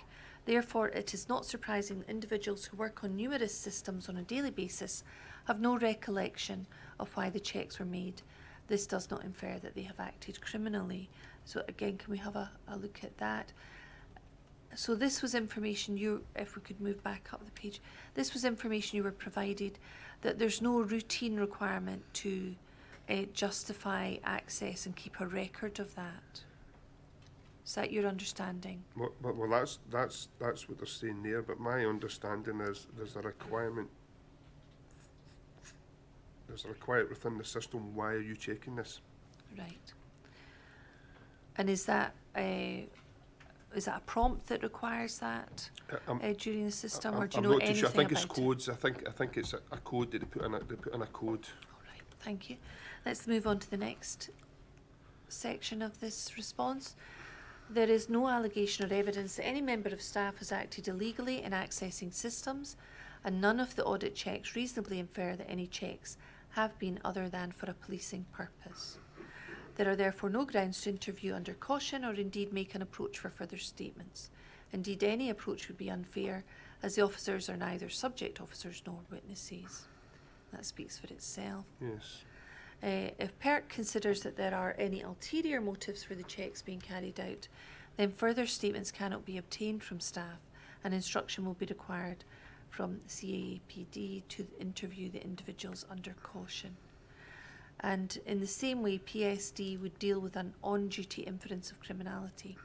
From the information already gleaned, there are no grounds, in my opinion, to interview anyone under caution. Looking at that response, the police have obviously said, we do not wish to give you those additional statements that you've requested. Yes. So the the PIRC investigation directed by the Crown Yes. has reached a barrier. Yes. Can I ask you in relation to this, we've looked at Article 2, Yes. we've looked at the importance of an adequate investigation by PIRC. In terms of thoroughness or completeness of the investigation, where did PIRC consider they were in relation to this aspect of the Crown's direction? Well, we obviously had a hurdle here. Mm-hmm. I can't remember all the discussion round about it. I must admit I was very surprised when this letter came in particular is it fair enough to say the tone of it, in respect of if you want to interview this staff, and you'll need to do it under caution, as you know. From that point of view, I can't remember what discussion there was with Crown in respect of this. I have to be honest with you. We didn't get these statements. I can recall that, and we criticised, and I say criticised in the report. We highlighted that this created an issue. As I said, and not throwing it back to John. John has a better understanding of these systems than me, because he was the head of intelligence where a lot of these systems are all kind of used in, and he understood the legality better than me in respect of what codes are required when they need to put the codes in.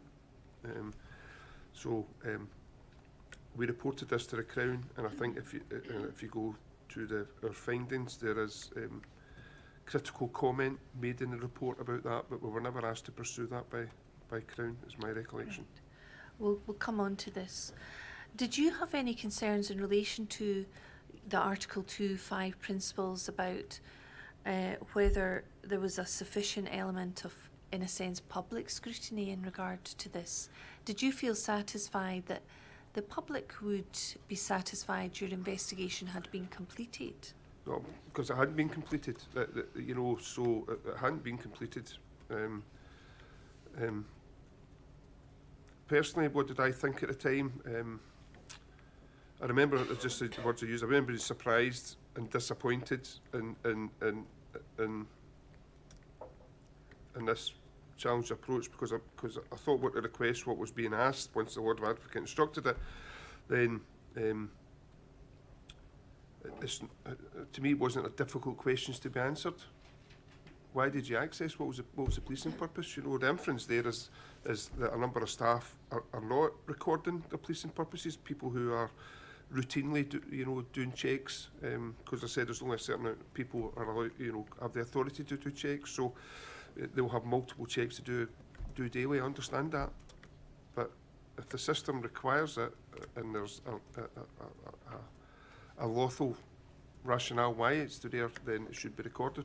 And I think that, if I remember rightly, I think that's the kind of the inner findings that we were critical of. The chair obviously can consider the PIRC report in its Yes. entirety in due course. Can I ask you now to look at page 249 of volume 3, which is, I think, PDF page 44.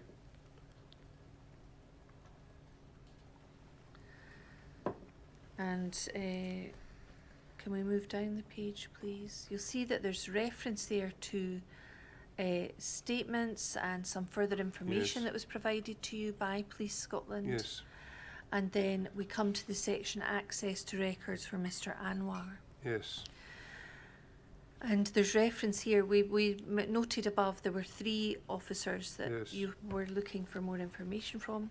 The statements provided raised a number of concerns in relation to the gathering of and retention of intelligence on Mr. Anwar, yes, which would appear to be linked to his employment as a criminal lawyer and his activities as a campaigner for human rights.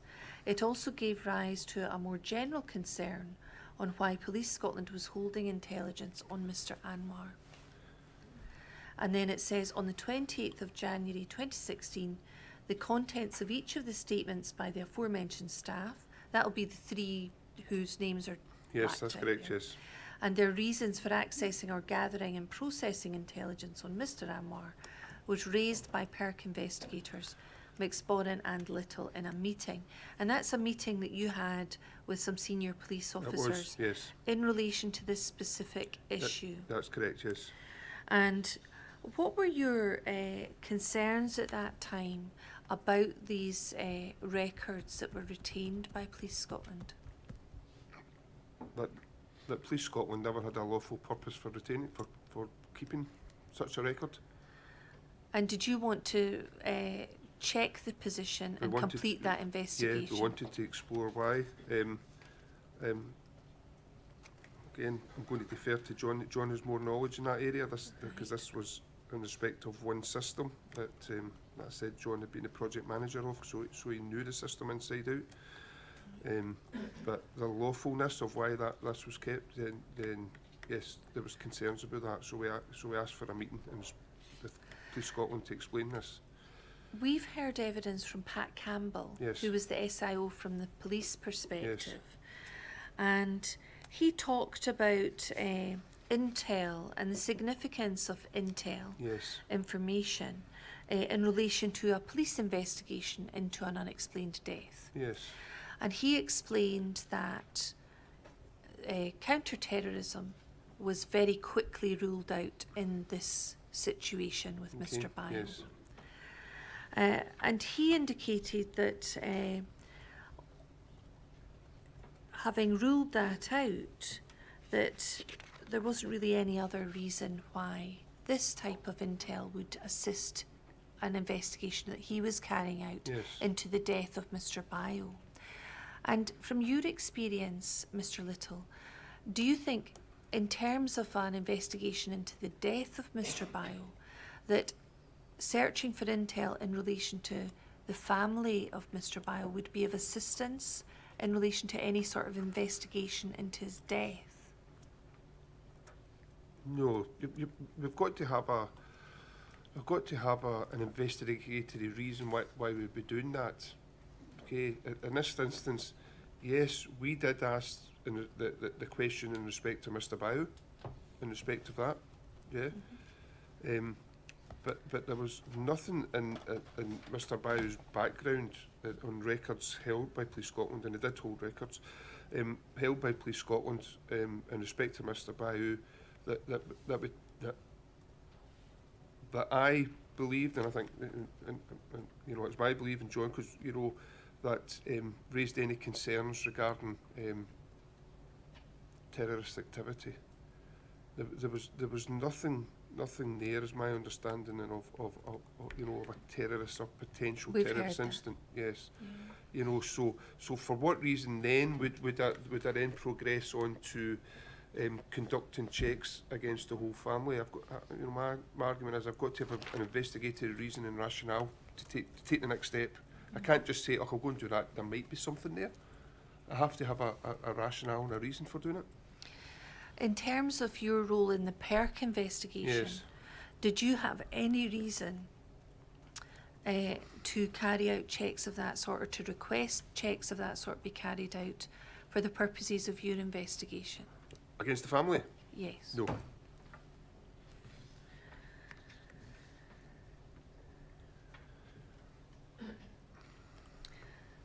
Now, there was also an issue, as I understand it, in relation to paragraph 266 in your inquiry statement. If we can leave this Okay. report to one side at the moment and turn to your inquiry statement and look at paragraph 266. So it's 421.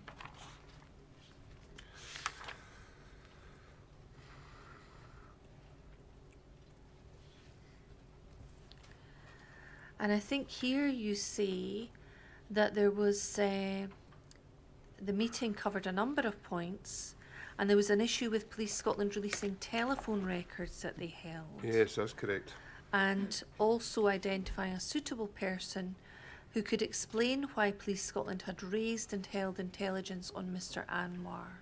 So two aspects there, Yes. telephone and getting I think it became known as an overarching statement. Yes.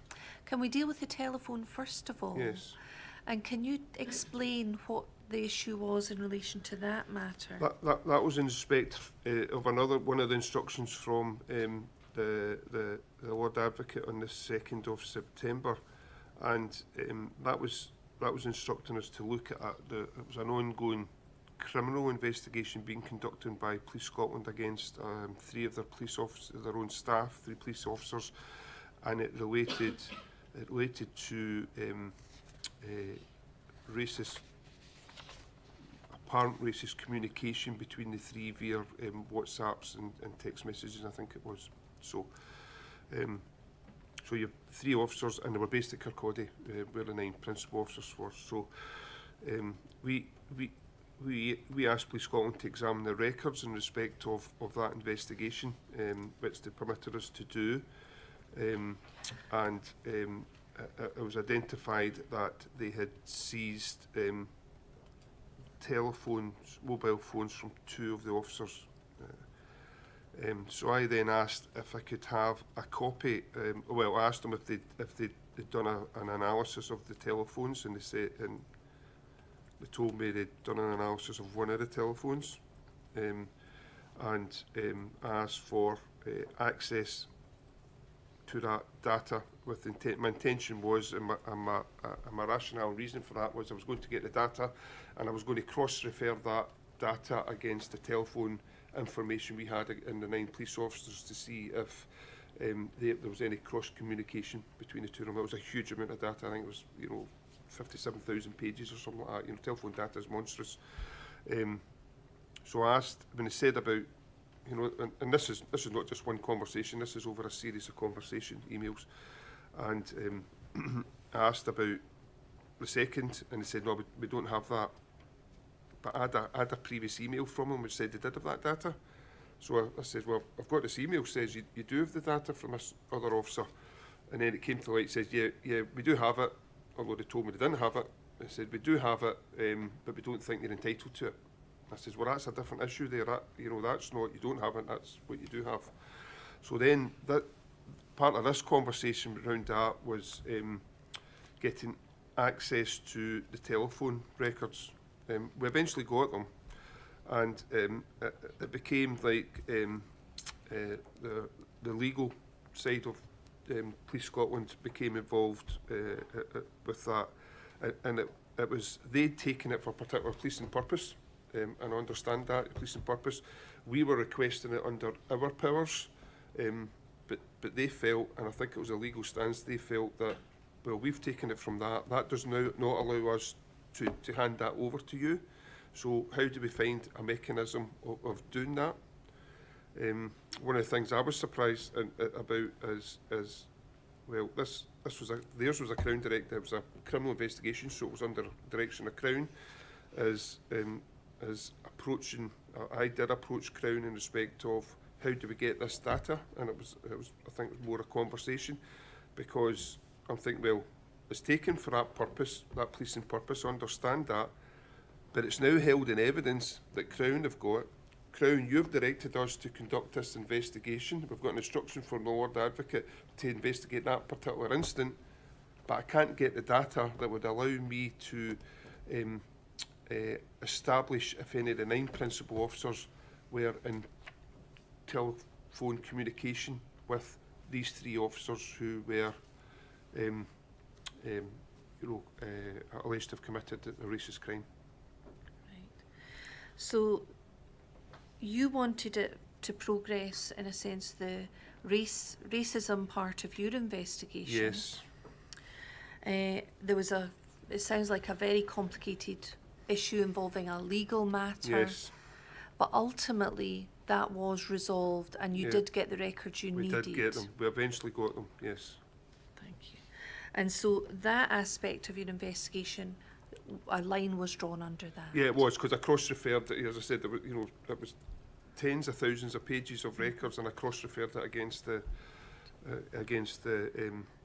mobile and home telephone numbers of the 9 principal officers. Ultimately there wasn't any connection. No, there was no connection. But that investigation was concluded. So that side, yes, we couldn't conclude that there was any kind of. And then, in addition, the other matter that you mentioned in paragraph 266 Yes, is identifying a suitable person with Police Scotland who could explain why Police Scotland had raised and held intelligence on Mr. Anwar. And again, I think there were issues in securing what came to be known as an overarching statement. And could you, as you've done already with the telephone records, could you generally give us a summary of the difficulties you experienced there? Yes, so we did meet and we discussed with that, and I see Duncan Campbell's there, I think he was the head of legal at Police Scotland at the time. We discussed this matter of the intelligence held in respect of Mr. Anwar and the rationale and the legality of it. And we said, we asked for somebody, can you explain to us why you view this as being lawfully and legally held? I think at that meeting there was a consensus we shouldn't hold this intelligence. I think there was a consensus of that, right? But we still needed somebody to explain why they had it, because they did have it, and we had the records. So at that time, it was identified that, I know it says Detective Sergeant during in the question that he asked me, but he was a Detective Superintendent during the time, and my understanding he was Deputy Head of the National Intelligence Bureau at that time, and that he would supply such a statement. Okay, that didn't happen, because Mr. Dewar retired shortly after that meeting, and what was disappointing was he knew at that meeting that he was retiring, and we didn't get a statement from Mr. Dewar. So when I asked about the statement, Mr. Dewar saying, and when I asked Mr. he said, I'm finishing up in a couple of days' time, I'm not doing a statement. Right. Okay, so then it became a case of who's going to give us a statement. So we then approached the new Deputy Head of National Intelligence Bureau, and she was not long in position at the time, and she deferred that to a member of her staff. And I contacted that member of staff, and I arranged a time to go up and see him and meet with him, and I went and met that member of staff, and when I explained to him what it was, he says, I'm not giving a statement. He refused to give a statement. That's not my position to give a statement. So we then became in this kind of, where are we getting a statement from? Because we require a statement to be able to explain to the Lord Advocate why you're holding this intelligence. And ultimately, I think you did receive a statement. Well, we received a statement in the first instance from a Detective Sergeant, and again, I'll defer to John on that, but that statement told us how the Scottish Intelligence Database worked. It didn't tell us the rationale and the reason why they were holding that intelligence. Right. So we put that back again to the head of the National Intelligence Bureau and says, no, this is not suitable. We then received a statement from, I think it was a DI at the time, Ramsey Wilson, and we got a statement, and again, because of John's excellent knowledge of the Scottish Intelligence Database System, we said, "Oh, that's not suitable. We hear what you're saying, but you need to clarify these." So I think we went to him, saying, "No, you need to fill in. There's other points here," and he gave us a statement in respect of the holding of that intelligence. So that was many weeks down the line. We kind of back and forth again, for this. A complicated issue, yes, which took time absolutely to resolve, but ultimately, did you receive a satisfactory statement at the end? We did, yes.